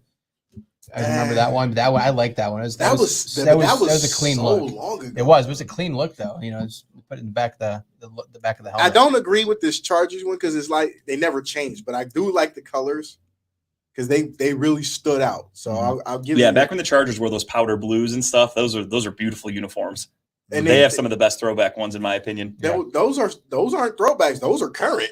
Well, they revamped it, but I mean the original ones. Oh, you're talking about the Lance Allworth ones? Back in the day, the Kellen Winslow seniors, the Dan Fouts. Yeah. I'm with you on the Oilers though. I do miss the Oilers. I miss the logo. I don't miss the original uniform. Baby blue helmets. Like I said, I was an Eddie George fan, so I had the jerseys. I liked them. Blue was there, but they actually had silver. Yep. Oh, that's right. Yeah. I didn't like that one. And then I get the Falcons. You couldn't go wrong with that. No. The bird looked dead, but you couldn't go wrong with the uniform. And it made the logo pop, especially when they were wearing the red jerseys. Are we allowed to do breaking news? Austin Hedges just hit a home run. I didn't know that guy could hit a ball at all, let alone one out of the park. Look at how excited he is. Because he was brought in for defense. I'd be happy too. That honestly might be his third hit of the whole season, and it was a home run and a big one. A 2-run shot against the Yankees. That's impressive. A 373 one too. I'll take it. It got out with a little help with the wind, but yeah, I'll take it. Who cares? It's gone. Take it. Yeah, it's gone. He's shocked too. He's like, that's why he's like, is that real? As soon as he hit it, he's like, holy shit. That guy's gonna get cut tomorrow. No, I'm just kidding. Honestly, they should cut him right now. Just go out and be like, you're done. Yeah, because they brought Hedges in for defense. You have no future in baseball if you give up home runs to Austin Hedges. So, there was one thing I saw. I think it was last year before. I think it might have been fan created, but the white Browns helmet that they tossed out there every so often. Yeah, so they do that. That was actually a legit thing. I would love when to they first see. started. I would love to see a Browns team like play with like a white helmet, like a throwback night. Yeah, if you bring back the leather helmet, you got it. I mean, realistically, the Browns need a logo in general. I think Cleveland, unfortunately, as a diehard Cleveland fan of all three major sports, we have some of the worst logos out there. I mean, you look at the Guardians, you have a C, that shitty G with wings. The Browns have always just been a helmet. They need to implement some sort of actual logo. And even the Cavaliers, my personal favorite Cavaliers logo is the mid to late 90s, the orange, blue, the blue, yeah. the ball through the hoop. That's my favorite logo. Currently, I mean, again, it's just kind of a C. Cleveland has some of the shittiest logos. It's unfortunate, but they need to work. They need to hire a couple more people in that department. Well, you got to understand too. A lot of these logos are traditional. Yeah. So with the Browns, if we're going just specifically with the Browns, the money didn't come from the logo on the helmet. The money came from the logo on the merchandise. Yeah. Brownie the elf, sometimes the dogs, right? Sometimes, just the helmet. So I get, in their sense, I get it, because I wouldn't want to do that either. Maybe it is time for the Browns to get a logo. I think they need to lean into that elf, I think. Yeah, because Brownie the Elf was implemented many years ago and people loved it. You can do so many cool things with that thing. Nowadays, the fans, if you check any message board when the Browns release some sort of memorabilia or merchandise, fans are clamoring for the elf to come back. They love it. It's a hot seller. People want it on everything. But could you take it serious on a helmet, though? Yeah. If you're a player on the opposing team, yeah, do you laugh at them, or do you like, oh shit, they got to? They laugh at us now. I mean, yeah. I mean, what's the difference? Why not make a logo? So, I mean, yeah. it works. I'm just saying, man. You got to think. I think it's more intimidating to have. I mean, don't get me wrong. You don't have to use the exact one from the old days. You can revamp it a little bit, but get something modern. But they need something. You can't just be a helmet. Yeah. I mean, really, that's supposed to be intimidating. What was that during last year? The white, the graphics were so bad it looked like a rabbit. It was like they went back and they said like the Browns logo looks like a rabbit doing something like a silhouette. I forgot what it was. Yeah, like because how the graphics were put up. Yeah, I personally hate it. I hate that we don't have an actual logo. I don't know. Man. Like Kyle made the joke when you first put up the picture of it. Like, what's really changed for the Browns logo other than color and face bar? Yeah, nothing. Yeah, that's it. But it's iconic. You know who it is. Sure. Right. I mean, because people are like, wow, they've looked like shit that long. Honestly, there are only two teams I can think of in sports, period, without a logo on their helmet: Syracuse and the Browns. Right. And I mean, Jim Brown's associated with both of them. Yeah. But that was way before Jim Brown was even here. They weren't doing it. Dame, shut up. All right. Shut up. We're not saying there's anything wrong with the helmet. We're saying it should be a possibility that if you do a throwback, or if you don't do a throwback, you should put a logo on the helmet. And if they want to keep the history going and not put it on the helmet, I'm okay with that too. But get a logo for the CBS banner when they show the Browns playing somebody. Give me a logo, not a helmet. Middle of the field. I don't want a helmet or just to say the word Browns in the end zone. Give me a logo. I'll give you that. Yeah. If they don't want to put it on the helmet because they want to stick with history and tradition, I'm cool with that. Because like for 30 years, no matter who's covered the Browns, whether it be NBC, Fox, CBS, when you look at the scoreboard, all you see is orange on the little scoreboard. Right. ticker. Yeah. Everybody else has a logo. Terrible. We just have a color. It's just we're just a color. See, Tim knows what's up. He said, no, nothing more intimidating than an angry elf. You ever see the movie Leprechaun? Obviously. He's not an elf. Same thing. They're in the same department. One has gold. The other one keeps fairy dust. Then you have the cookie making. I've never met an elf. I don't know what they actually do. I don't either. Well, they make cookies. They make cookies. That's just the Keebler elves. That's a separate group of elves. It's like the Kentucky version of someone's cousin. They just make the cookies. Hey. You know what? I now that I'm looking at this again, I didn't like this Dolphins logo. I thought they could have done something.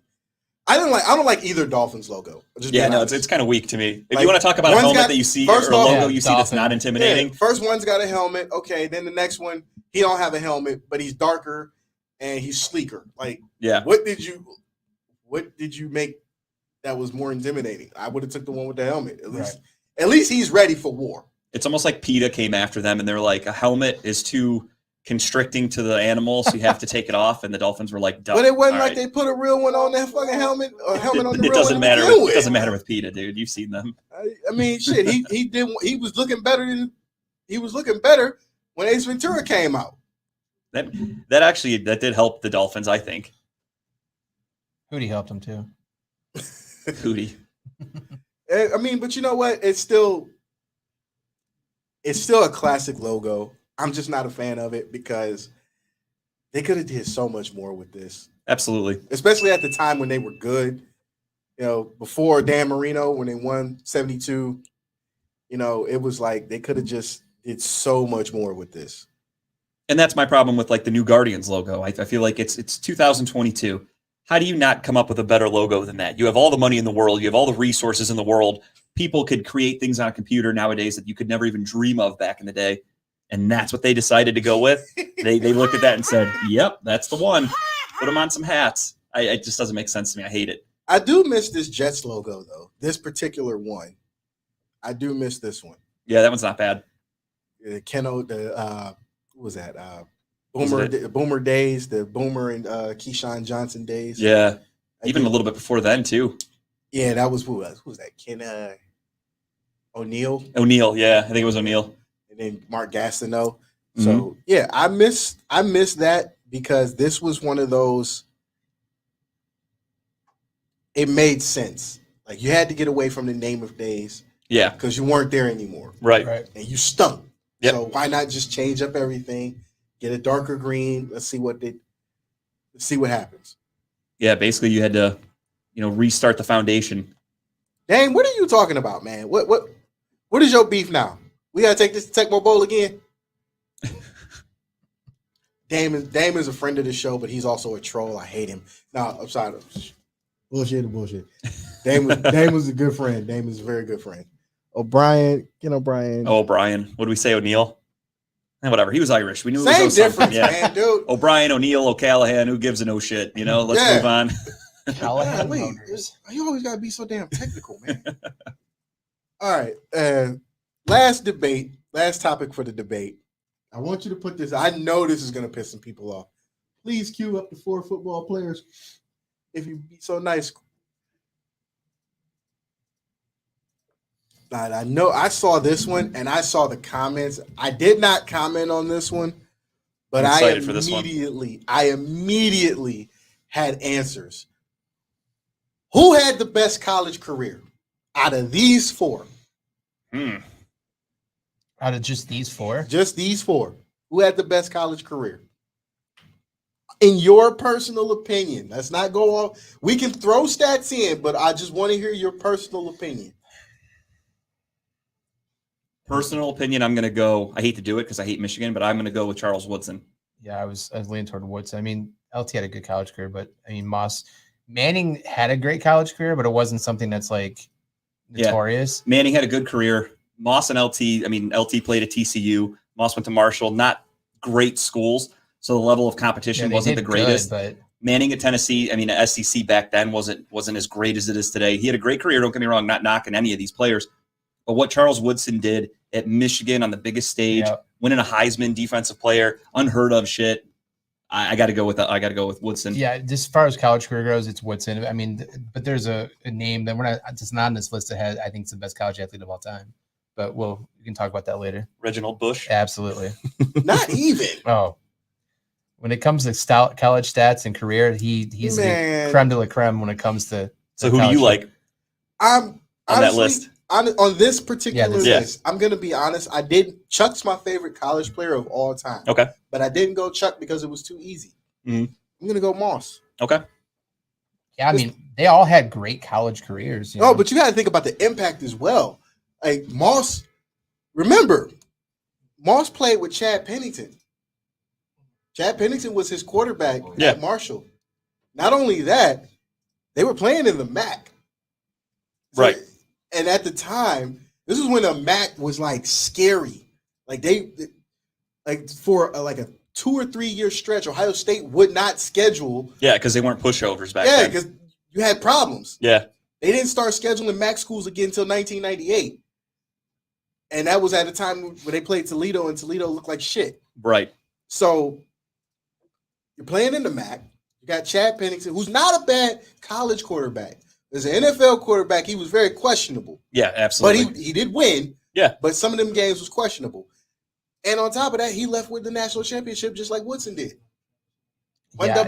I agree. I'm not saying disagree. I think all these guys, great college players. I just think Woodson had tougher competition in the position he was in. Man, he ended more careers than he had to compete with. To win a Heisman in the position. Yeah, I mean, honestly, he beat all 3 of these guys to win the Heisman. Yeah.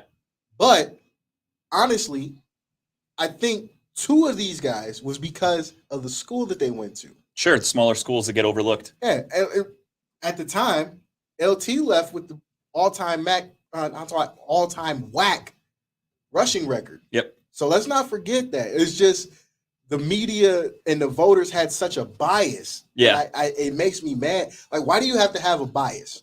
Mhm. If it's Division I, okay. No matter where they play in the conference, it's still Division I. Division II, Division III, same premise. Sure. Be fair. Because he beat Peyton Manning. Now, Peyton Manning's not because he couldn't win the big one. And the guy after him ended up winning the national championship for Tennessee, which was T. Martin. Moss left. He had a national championship at Marshall because they were a 1AA school at the time. He left being Marshall's all-time receiving leader. And then with LT, he left. He won a couple Western Athletic titles. He also left with the Western Athletic Title Conference, Western Athletic Conference's all-time rushing title. Mhm. So all of them had great careers. I just think there's too much bias, which is why I'm asking you guys, who had the best career? And we can't, you can say Chuck won the Heisman. Chuck ended David Boston's career before it got started. But let's look at reality. And the reality was all 4 were fantastic. Yeah. No matter where they played. For me, I'll take what you just said and I'll throw all that out because you don't want any bias or anything like that. So you don't look at schools, don't look at stats, don't look at what they did against what specific team, school, whatever.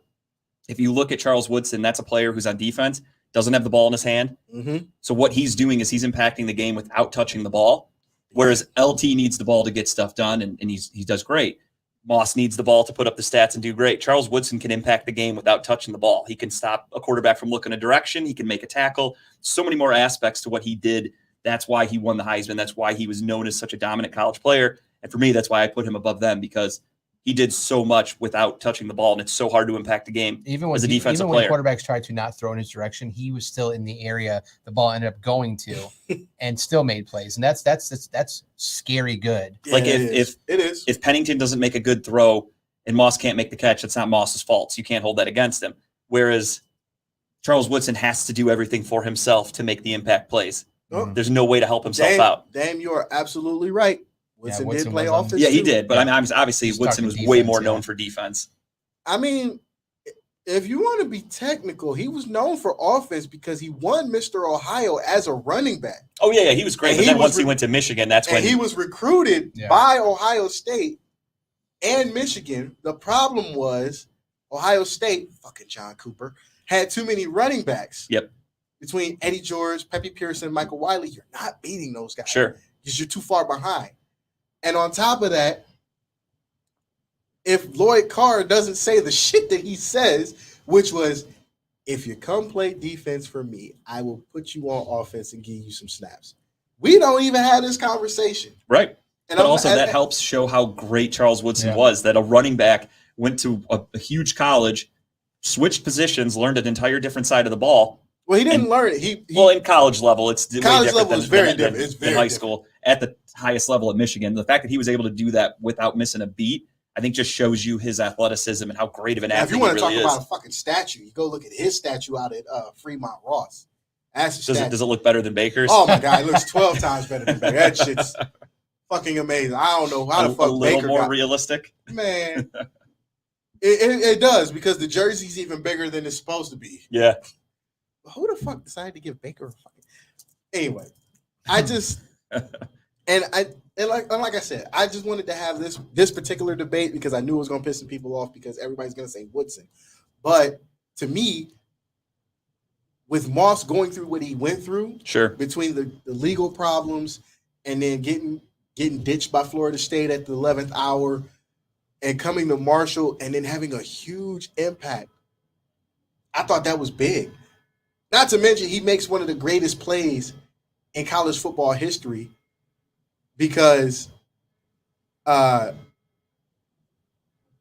was illegal. It was a legal play that didn't get called. Right. Like, for those watching, Randy Moss playing against Army catches a slant pass. No, it was a screen.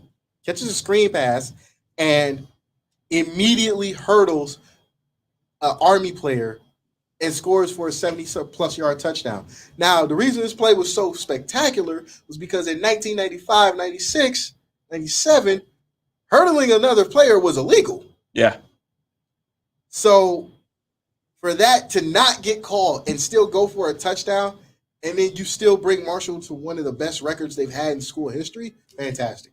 Yeah, I mean, you could definitely make an argument for any of the four, no questions asked. And it's a fun debate because it's not even like no wrong answer. Yeah, there's no wrong answer. So it's just a fun thing to discuss, and it's Yeah. great to just shine a little light on their college careers because these are great athletes. And truthfully, I have nothing against Peyton. I love Peyton. I actually got to talk with him during the Hall of Fame inductions. I just felt Peyton had so much. Dame, I'm going to ban you from the show if you don't stop it. Troll. I'm going to ban you. Not a troll, huh? I'm going to ban you. But Peyton had a lot of weapons, and I feel like it wasn't his fault that the team didn't get there. I think that was a coach's decision, a coach's fault. But thinking of all the receivers he had Peerless Price, Marcus Nash. There was too much for him. He had advantage over everybody in the SEC. His dad was a quarterback, so he had the mechanics. I mean, I think Peyton Manning was going to be good no matter where he went. Yeah. I mean, exactly. It doesn't matter who you put with him. He's just one of those guys. But when you look at the body of work that he had with Marcus Nash and Peerless Price, it's scary. Yeah, absolutely. It's scary. Absolutely. And I just think I like that. And I just think at that time for the SEC, they were not ready for him. No, the SEC was night and day different than how it is nowadays. Dame, you underachieved from expectations. Shut up. Shit. Always talking. Oh, you got something to say, man. You just go sit down somewhere. He's probably sitting down right now. Man, he ain't sitting down. He up here fucking with people. That's all right. When you come back to Cleveland, I got my Tecmo Bowl waiting. Come on, bring it. You guys gonna stream that? You two playing Tecmo Bowl? Man, don't threaten me. Why not? That'd be good. I told him. That'd be a good episode. You guys I told play? him so too. he called in once. I told him we could bring it in studio. That's He sick. don't want that smoke. If he wins, he gets to host the show one week. Oh, bullshit. There's a good bet. If right you there. win, I you get like to boot him. He's blocked for like a month. Hey, that's a fair bet. You know what? Because the last time we played, Rodney Pete went 90% for completion percentage. That's believable. I could see that. No. I'm kidding. No. I didn't even believe it. That's why I took a picture of it. I was like, dude, 90%. Rodney Pete? 90%? But you know what? Looking at this again. Yeah, that's what I was looking for. But no, looking at this, I just wish, while we're having this debate, I just wish 2 out of the 3 got a fair shot. I mean, granted, they all, were in line for the Heisman. Yeah. But at the same time, I think, truthfully, if we're being honest, if Chuck doesn't have the years that he has at Michigan, and it's just these 3, honestly, I think Moss has the best shot because he had it. He had everything that they needed, and honestly, it probably would have been between him and LT, to be honest. Yeah, I could see that for sure. Because LT, think about it. Nobody respected the Western Athletic Conference. And for those of y'all, for those that are watching that are new to the way college football is now, as opposed to what it used to be, what you know is now is the Mountain West used to be the Western Athletic Conference because 90% of those teams were Western Athletic teams. You go from Hawaii, San Diego State, San Jose State, Boise State. Who am I missing? I know I'm missing somebody. Dare I say Air Force? And yeah, that's true, Dame. All 4 are in the Hall of Fame. Yeah, that's why this debate, if you even want to call it that, is just really just glorifying how great all 4 of them were. You could spend all day just talking about how phenomenal watching any of them. Yeah, because what they meant to their teams, they single-handedly. And the crazy part is you didn't see a Western Athletic game back then unless it was 10 o'clock. Like that was because around that time, the Pac-10 was still 7 o'clock, Yep. Right. 4 o'clock games. Now they're Pac-12 after dark. I'm not staying up to watch you Yeah, motherfuckers because play. back then, college football, any sport really, it was all popular and shit. But nowadays, with all the different channels and all the different contracts, the money to be made, Right. they'll throw a game on at any time on any channel just to get any viewers. Yeah, and that's the sad part. It's all greed these days, but I'm all for it because that just means more shit I can more watch. things to Yeah, watch on but TV. I'm not staying up to watch a sorry ass USC. No, game. not at all. If I'll turn it off. if USC's good, I'll stay up. Yeah. But USC's been terrible. But The if you- Pac-12 as a if unit. USC's good, they're not playing at 10:30 at night. They're No, going to play at Exactly. prime time. Game. That's exactly why. And on top of that, if you're the Pac-12, why do you want to play that late? Like early 2000 USC, yes. Who was on those teams? Dude, seriously? Just asking questions. Matt Leinart, right? Is that who you're asking about? Exactly. Great With collegiate player. With Blake Griffin's baby mama? Or are we going further, even earlier with Carson Palmer? No, I'll even go back even further. I'll do Keyshawn. Because Yeah. I would stay up and watch Keyshawn. But now, as a unit, the Pac-12 needs to do a whole lot better. Because looking at this, since we're on this conversation, looking at the way the Pac-12 is set up now, it's fucking terrible. Like, the COVID year, Oregon gets in the Pac-12 championship because of a technicality with COVID doing with Washington. Mm-hmm. It was still not the best team in the conference. True. You beat up on Utah the following year, which was rightfully so. Utah fought, but they weren't ready for the type of offense you run. Remember, Utah is still young in that conference. Colorado has no business being there. None. They should have kept their ass in the Big 12. Why they made this move, I'll never fucking understand. And don't tell me it's a money move. Because you could have got the same money staying in the Big 12. Right. And then, like, It could just be maybe they see themselves as a better competition. It's For better who? better for them. no, I'm saying for who? Who are you beating in the Pac-12? Right. Maybe, I don't know, maybe they see something. I see the same thing they see. Absolutely nothing. I see an ass whooping coming.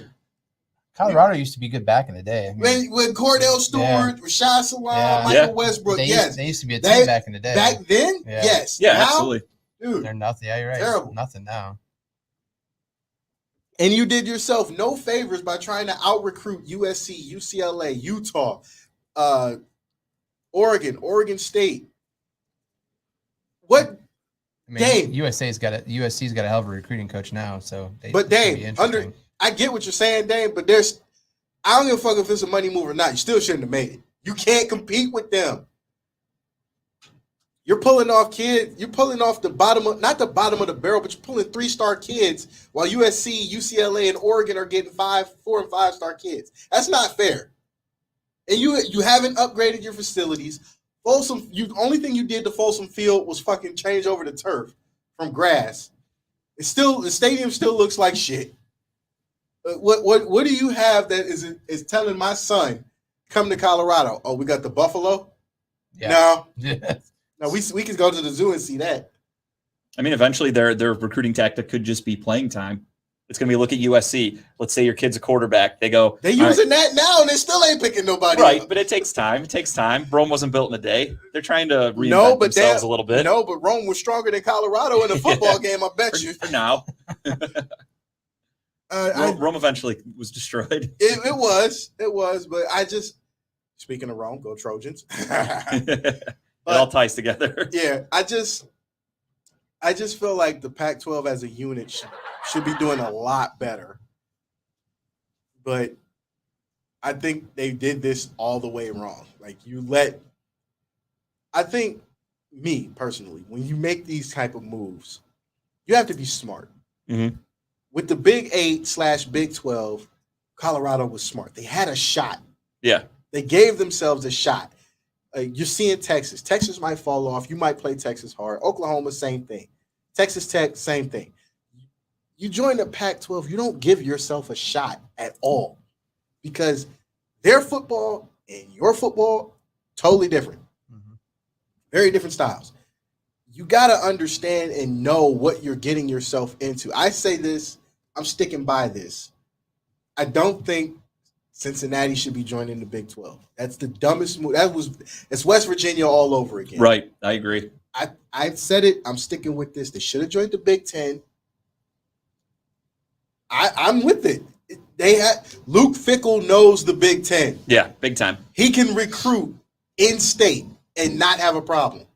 It's going to be interesting for Cincinnati how they do this year coming up.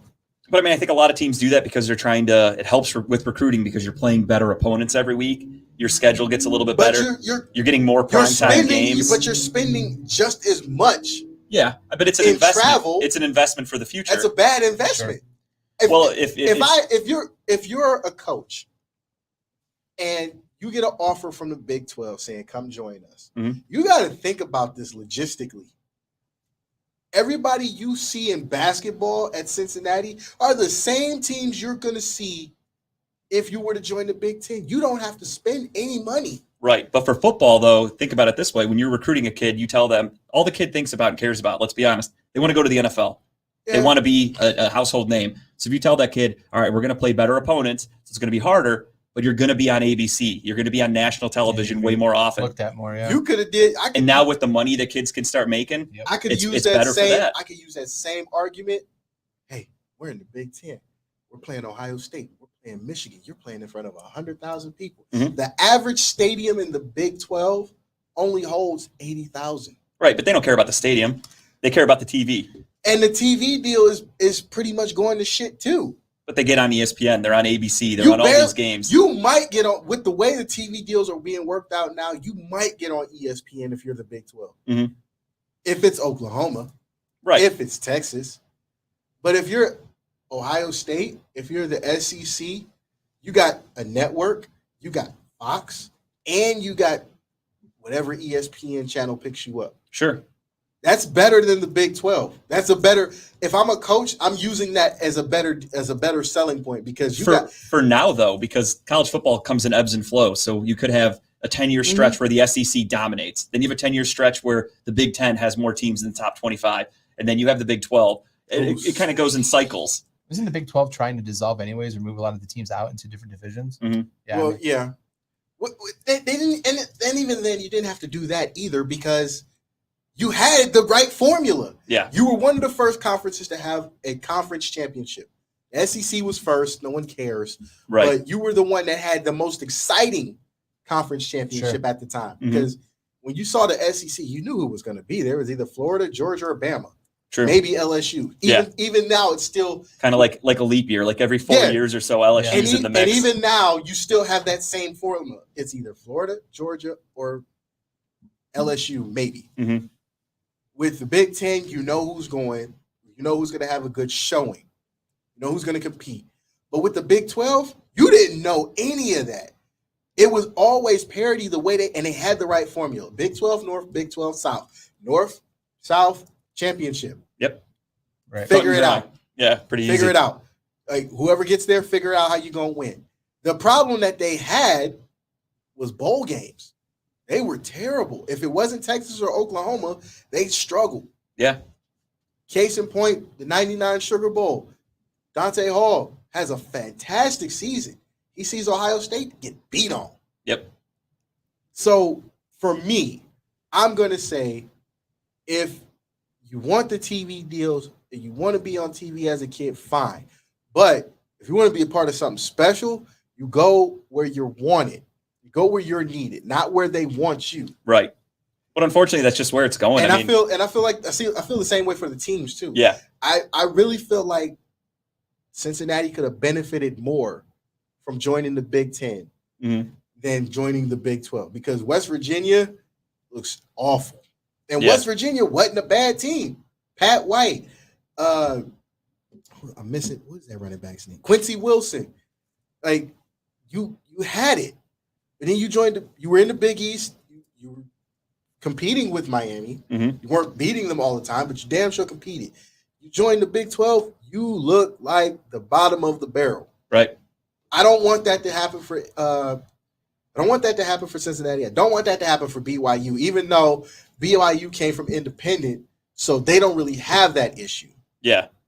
But at the same time, when you come from independent, it's a different ball game now, which a lot of people don't understand that because they saw Notre Dame in the ACC for 1 year, and they're like, well, they need to join the conference. It won't happen, folks.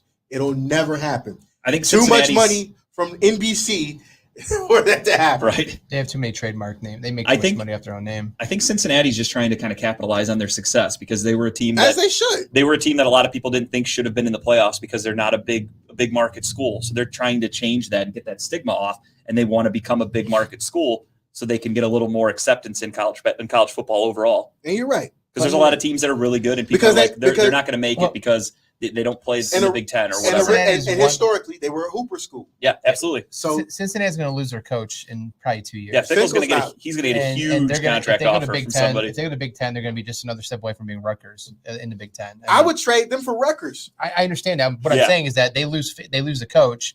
They're going to lose that recruiting drive that he gave them, and they're not going to be as good as they were last year. Honestly, I don't think they'll lose Fickle, and here's why I feel like that. I don't feel like they'll lose Fickle within the next 2 years because he's built it. Yeah, he wants to see it through. Yeah, yes, for sure. It's his baby. And how close they got last year. He's got unfinished business. Exactly. At least you hope that that's the coach's that's his motto. You hope. Money talks. Think about him as a player. Yeah. Think about Fickle as a player. He was pissed losing to those Michigan teams. Losing to Penn State in the Black Sox game. Yep. He takes this personal. And looking at the body of work, you didn't get blew out by Alabama. Alabama survived. Yeah. Because honestly, if Alabama does not shut down your run game, you are in that game to the end. Yeah. Alabama had to fight to score 27 points against a non-Power 5 school. Yeah, it's a great defense. Think about it. Could be when he starts losing some of the talent. Like you have Sauce Gardner, one of the best corners in college. He's going to be a top 10 pick. Oh, yeah. You're losing quarterback. You're losing a lot of talent. That's what happens. You have to hope that your recruiting is going to keep up to par with what you had. And I think if he was joining the Big Ten, I think it would. Yeah. Because now your in-state kids, in-city kids, because let's be honest, Cincinnati is a hotbed for high school football. Mm-hmm. He doesn't lose that. Yeah. He doesn't. He actually enhances that because now kids see, we can fill up Nippert Stadium. I can play at home in front of my people. Mm-hmm. Yeah. But the other thing, too, though, is there could be kids that live in Cincinnati that are Ohio State fans. Yeah. So if you put them in the Big Ten, you have Ohio State trying to recruit against Cincinnati, and those kids might go, well, I don't want to play against Ohio State every year. I like Ohio State. Shit. Gives me a chance to play in front of 100,000 people. I would. Yeah, but I'll take that ass. You say that now, though, but as an 18, 17-year-old kid, kids make dumb decisions. We know that. That's true. Kids aren't thinking straight at that age. Very true. Very true. All right. Nick, if you will be nice enough to pull up that flyer for me. No, the pro wrestling one, Breaking Ground. All right. The guy sitting right next to me is a very good friend of mine as well. He's also a friend of the show. Dio Salvador. Welcome to the show. How you guys doing? What's up, Good, man. Nice to meet you. All right. With tomorrow night. You know Texas is leaving the Big 12, right? Yeah, no. Still don't care. They'll be back. They'll be back. They're gonna run into Alabama. This is exactly what's gonna happen. That first, second, and third Bama games that they have, and it's gonna be an issue. Texas is gonna be like, what the fuck did we just do? Ohio State has like a dark backdoor deal, like to be the only Ohio school in the Big Ten, right? We all know this, but it wouldn't hurt. Like money, logistically and money wise, it wouldn't hurt. Yes and no. Like this, you know what? I'll do this.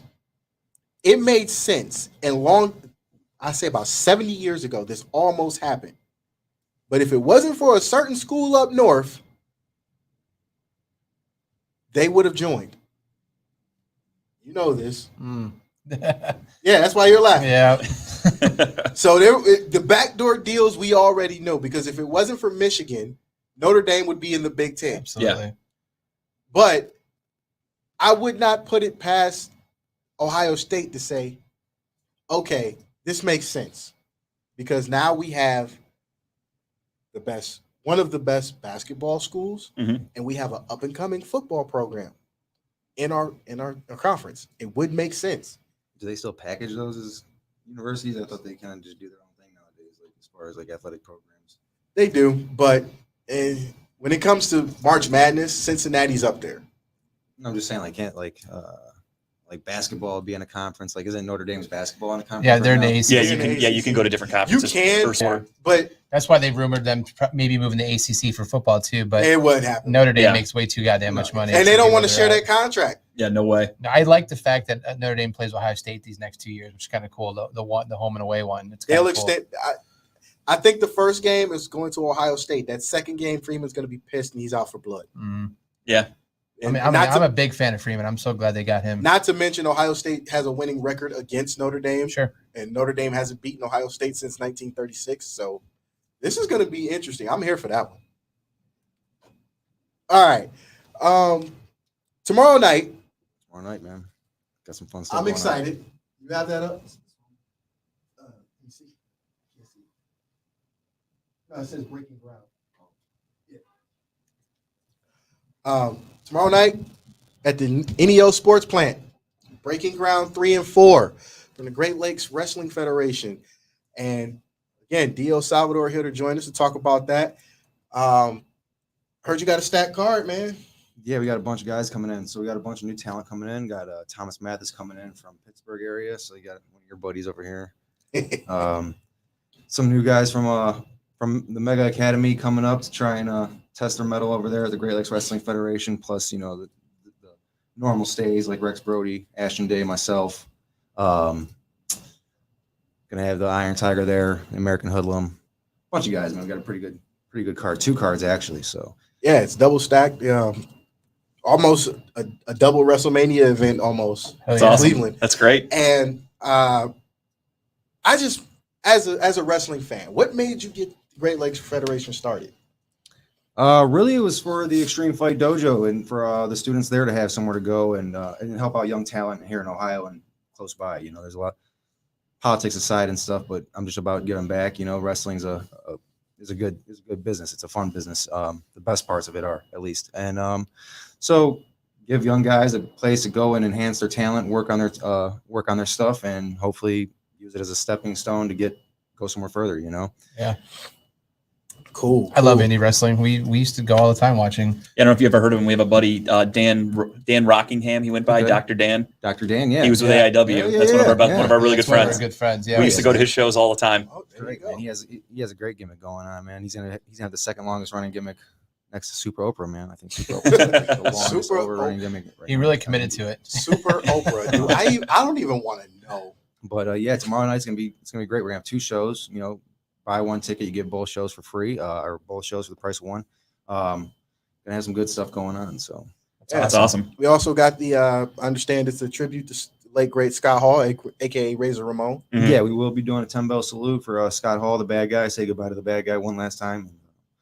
Gonna have some really good names. J-Rock's gonna be in the building. You know, a lot of good veterans. That's the great thing about Great Lakes. So we have some really good veterans who are getting in there, working with the young guys, enhancing these young guys, and kind of steering them the right way and keeping them Giving back to going next forward. generation. Hell yeah. Yeah, that's huge. awesome. That's good, man. Now, on to you. How long have you been in the ring? In the ring, about 8 years total over the span of 20 years now. Took about 13 years away, but originally started in 02 in the first iteration of AIW, which was CCW, and then it became AIW there. Okay. Trained under Josh Prohibition back Oh, in the nice. day. Continued training under JT Lightning, and I'm always learning. You know, like my second run now, I'm over here blessed to be able to learn from J-Rock, Congo Kong, reunite with Josh Prohibition, and just everyone. You know, even younger guys have something to give back because it's always just different points of view, different Sure. perspectives. Absolutely. I always tell people there's a million lenses to view wrestling through. So Mhm. you know, so just pick one and then look through different ones. So and someone might just have a different perspective. So. Mhm. Right. Now, little Birdie told me the other day, you actually got a title match coming up. Yes, I do. So next week out in Indiana over at FWF, I'll be taking on J-Rock for the heavyweight championship out there for Functified Wrestling Federation. That's been they've been a really good promotion to me in my second turn. Really good fans, really great show, family friendly and everything like that. Outside, you know, J-Rock likes to get on the mic and talk his trash and stuff as he always does. But we'll see, man. I plan on coming home with the belt and you know, making it a successful trip and getting back into winning the titles. You know, back in my first run, I won some belts over at Cleveland All Pro and AIW, and so get back in the title picture. Hell yeah. Yeah, because the first two breaking grounds have been awesome. You and your rivalry with Ashton Day, who's a young guy who's very talented, almost through the 216 Sports Network has been voted feud of the year so far. So, Yeah. Ashton Day is he's a tough kid, man. Really young, really talented, got a bright future. I'm not gonna overlook him, but I mean he's gonna have his work cut out for him tomorrow. Tomorrow we're gonna go in there, no time limits. One fall takes all since we haven't been able to settle this. So hopefully he brings his A game because I know I'm gonna bring my A game, and we'll see where the chips fall and we'll see how he does. Ashton, if you're out there watching, It's gonna be nut cutting time tomorrow. it just got real. I don't even have business. I don't even have no sound effects for that one. It just got real. Dead silence. Strictly Covers business. everything. So I mean, he laid it down. But yeah, for you fans out there, bring the kids to the Northeast Ohio Sports Plant. 2000. It's 20,001 Euclid Avenue. A little bit tricky on the GPS because the marker takes you to the front of the building, but it's in the back of the building. Roseland's the best entrance right there off of Dilly Road. But yeah, we're gonna have a great time. There's a full bar there, food, concessions. They do sand volleyball course there as well. So if you want to bring the kids, like I said, it's a family-friendly show. Smaller venue, we can fit about 60 people in there. We plan on packing it out, and obviously everyone's invited. You guys are always invited. Awesome. But yeah, let's pack it out and let's have some fun. Like I said, we got JD Smooth coming in. Oh, the hairy toothpick. Yeah, the Q-tip. The hairy toothpick. Mr. Entertainment, JD Smooth will be making his debut. I think J-Rock's going to be making his in-ring debut. And then we're going to have some really good guys in the back. So RJ Jonesy, Jimmy James, that's another good kid right there from the Meg. He's a young up-and-comer. He's going to be on both. He's going to be featured on both shows. And we're looking, like I said, it's just about giving back to the younger guys, So it's really good, action-packed, and family-friendly show. That's what's up, man.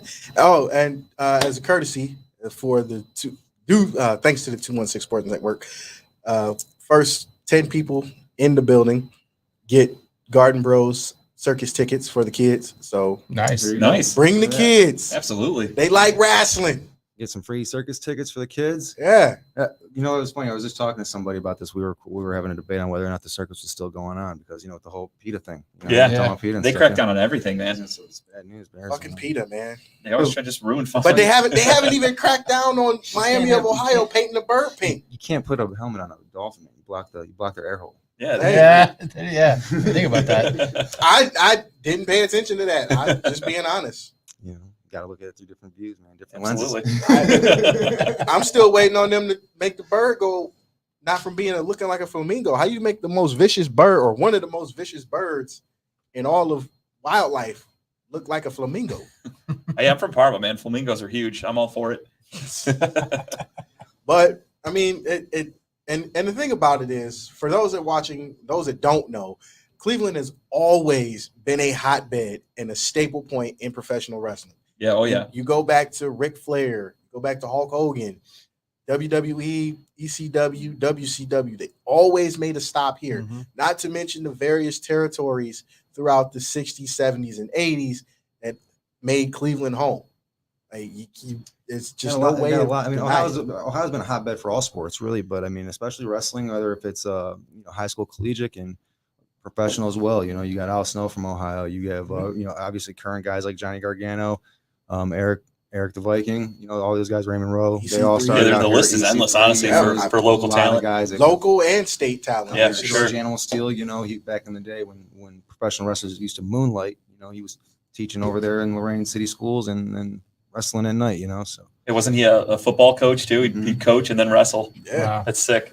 Yeah, it's really good, man. What do you got going on tomorrow? Well, if you put me on the spot like that, I'm actually going to be part of this Breaking Ground show. Oh, really? Yeah. Thanks to this man over here, he gave me an opportunity, and I will be doing some double duty against the original grappler KJE and Tyreek Kalam of the Reject Academy from Mega. Oh, you're getting in the ring, huh? Yeah. Oh. Get you in there, and and not just me. Again, Extreme Fight Dojos. We all a lot of people put a lot of hard work into that, and the students put in the hard work, and when they do, we try and reward them with opportunity. You know, that's all you can do is give them an opportunity. They got to take it. You know, Yeah. the season and run with it. That's awesome. And, Feeling confident? I am. That sounds like a no. No. Yeah, the hesitation The wasn't very hesitation. convincing. Well, Yeah, honestly, I think so. honestly, it was a lot. I feel a lot better than I did when I went up against the Vanilla Gorilla. Shout out to Big Nick. That one was like it was a 150-pound advantage. Like, Yeah. for those who have never seen the Vanilla Gorilla, like, he's huge. He's a monster. An MMA fighter. I have a martial arts background. I don't have an MMA background, but just being in the ring with him, it's imposing. Oh, I can only imagine. It's imposing. I mean, I think you fared better than I did with Congo Kong the other week. That was You actually had a better shot with Congo Khan than I. hard time getting him on his back. You did very well up until he got the drop on you on the outside, and that look on your face was priceless. I wish I could have found that, but It's just this just goes to show you the brotherhood of professional wrestling when it's done the right way. And you have good trainers such as yourself, Roby, Ricky Shane Page. How are you gonna forget the superstar Ricky Shane Page? I'm not forgetting him. I'm You not had trainer forgetting guys Shane sign up. Page. He was We've met him a the couple first show times. that I went to. Yeah. Ricky Shane Page had he was the main event. Yeah. Got all busted up, blood everywhere. For just sure. You know, great performer. He does his thing, man. And I tell you what, man, he's such a good wrestler. You know what I mean? Yeah. He's really underrated because he doesn't really get to showcase it a lot and with what he does in his art form and his style of wrestling. But I mean, don't question that guy's mad ability and stuff. He's really knowledgeable. And really absolutely. smart. I think he had the belt when the first time we went. He was the. I think that's he was the champion at defending the it. time. Yeah. Yep. So there you go, folks. Got a Definitely, lot man. of great. Come and check it out, man. We Yeah. got some Got a lot of great tickets to give out action. to you guys right there. Absolutely. Courtesy of Ramel. Yeah, courtesy of the 216 Sports Network. Got a lot of great action tomorrow. And remember, it's heating up. It's heating up in Cleveland, so a lot of these shows are going to be Couple popping up a days it'll little be more. snowing. Don't worry, guys. Yeah, absolutely. That's the last snow we going to get because it's about I to be don't know May. about that. It's about to be May. It's the last snow we going to get. Fake news. Fake news, my ass. I live in Cleveland. I know what's about to happen. The last snow, and then it was going to be warming up. It's going to be sundress season. Yeah, I think I'm with you. We got one more snow coming. Yeah, it's one more. I've lived here long enough. It's one more. coming. Is that the figure you're working on? The sundress? You're rocking sundresses this summer? I like watching them. Oh, I thought you were trying to wear a sundress. That's his ring I'm gear. not you, dude. That's his ring gear tomorrow night. Yeah, definitely my ring gear. Yeah. A couple of black eyes tomorrow. Nah, I'm good. I'm good. Old lady's gonna kick his butt for that one. No super Oprahs here. Super Oprah. I actually saw that gimmick. But no, against- definitely check it out, guys. Great Lakes Wrestling Federation, right at the Neo Sports Plant in the Extreme Fight Studios, 20,001 Euclid Avenue. Doors open at 5. Show starts at 6. We try to keep them streamlined, so we're not keeping you guys there for a 2-night, 10-hour event. We're not WrestleMania or anything like that, but we do have fun working on that. And, Hey, one day you got to start somewhere, right? Tickets are $10. So I guess you get 2 shows for the price of $10. I mean, you can't beat that. You're going to see some really good guys, some really young talent. That's better than talent. that's better than the cost of some of them old WCW tickets. Honestly, nowadays that's a great deal. You can't beat that. Yeah, true. Absolutely. And like I said, they got the bar there. So for adult beverages, you guys who want to come in and have a beer or have a drink or anything, they got that. They'll have a full kitchen. We'll have concessions, doing 50-50 raffles. And then again, the first 10 people through the door will be getting tickets to the circus for you and your kids. So please bring the kids. We do it for the kids. We do it for the young ones. We do it for the fans. So Hell yeah. shout out to the 216 Sports Network for having us here, guys. Thank you, guys. Absolutely. No problem. Thank you for being here. All right. That concludes this episode of 4th and 15. I'd like to thank Justin and Kyle for being on here talking about balls as a show. Can I plug us really quick? Go ahead, for this man. week. So, I was actually going to do it for you, but you here. well, we got a special episode coming up, so I wanted to make sure we plugged it. So I'm JG. This is Kyle. We're talking about balls. Yep. Wednesdays 9:30 to 11 on Redline Radio. This Wednesday, the night before the draft, we're doing our draft special 1 through 32. Technically, we're going to do 33 picks because we got to pick the Browns. Obviously, we're a Cleveland-based show. So we're going to do a mock draft. Each of us do our own. We go through the picks. It's going to be a good one. I go to the draft every year. I fly to Vegas Thursday morning. I can't wait. And it's going to be awesome. So check it out this Wednesday night at 9:30. Timbuktu behind the board, killing it like always. But yeah, I can't thank Mel enough for having us on here tonight. Yeah, man, appreciate it. It's a great time. And we also like to thank Ronnie Duncan for being on. Cleveland sports legend.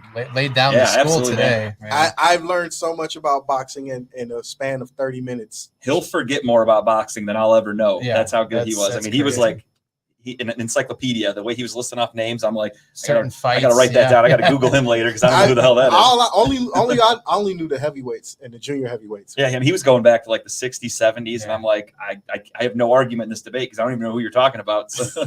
I just sat back and took it all in. Yeah. That's all it Yeah. was. Soak That's all it you up like a could do. sponge. And we'd like to thank again Dio Salvador for joining us, talking about pro wrestling. Absolutely. Thank you guys. Got to know your history, guys. Got to know your. I was good till he started naming off dudes I never If heard. we had a of. wrestling debate about our favorite wrestlers and stuff, I could do that all day. But Yeah, boxing, not but- my strong suit. Maybe we'll do that another debate show. You We'll just gave me give you another idea there, There huh? you go. Yeah. All right, folks. Well, don't forget, like us and follow us on Facebook, like Redline, and follow Redline Radio LLC on Facebook, Twitch, YouTube, Instagram, I believe. Just don't forget to subscribe because, without you guys, we cannot build and grow this company or anybody else's show for that matter, unless you guys are watching. Hopefully, we'll know who's in the second round of the NBA playoffs next week. And the draft, we'll have a lot to talk about, even though I know that the 4th, 5th, and 6th rounds aren't really going to mean shit. We'll still talk about the draft in its entirety. And hopefully the Guardians don't look like shit like they do against the Yankees right now. And there's a lot of trash on the field because That's just the team. no, actually it's trash on the field. Yeah, they got trashed on them. Fans have been throwing. I thought you were just talking It's about the bottle- Guardians roster out there. It's Bottlegate in New York. Yankees walked off. Yeah, they just walked off and won. They threw trash in the field at the Indians. So. All right. Well, check us out next week. Don't forget, check out Talking About Balls on Wednesday night from 9 to 11. I'm not staying up that late no more. You guys got a great show, but I'm just not staying up that late no more. Yeah, I respect it. But I will probably call in for the draft, check on you guys. Hopefully you're not in jail by then. No, I'll be good. I mean, you're in Vegas. Yeah, everything's legal. How can I go to jail? Just because it's legal don't mean you should do it. We're going to find that out. All right, folks. For Justin, Kyle, Dio Salvador, I'm Mel. Peace. Later.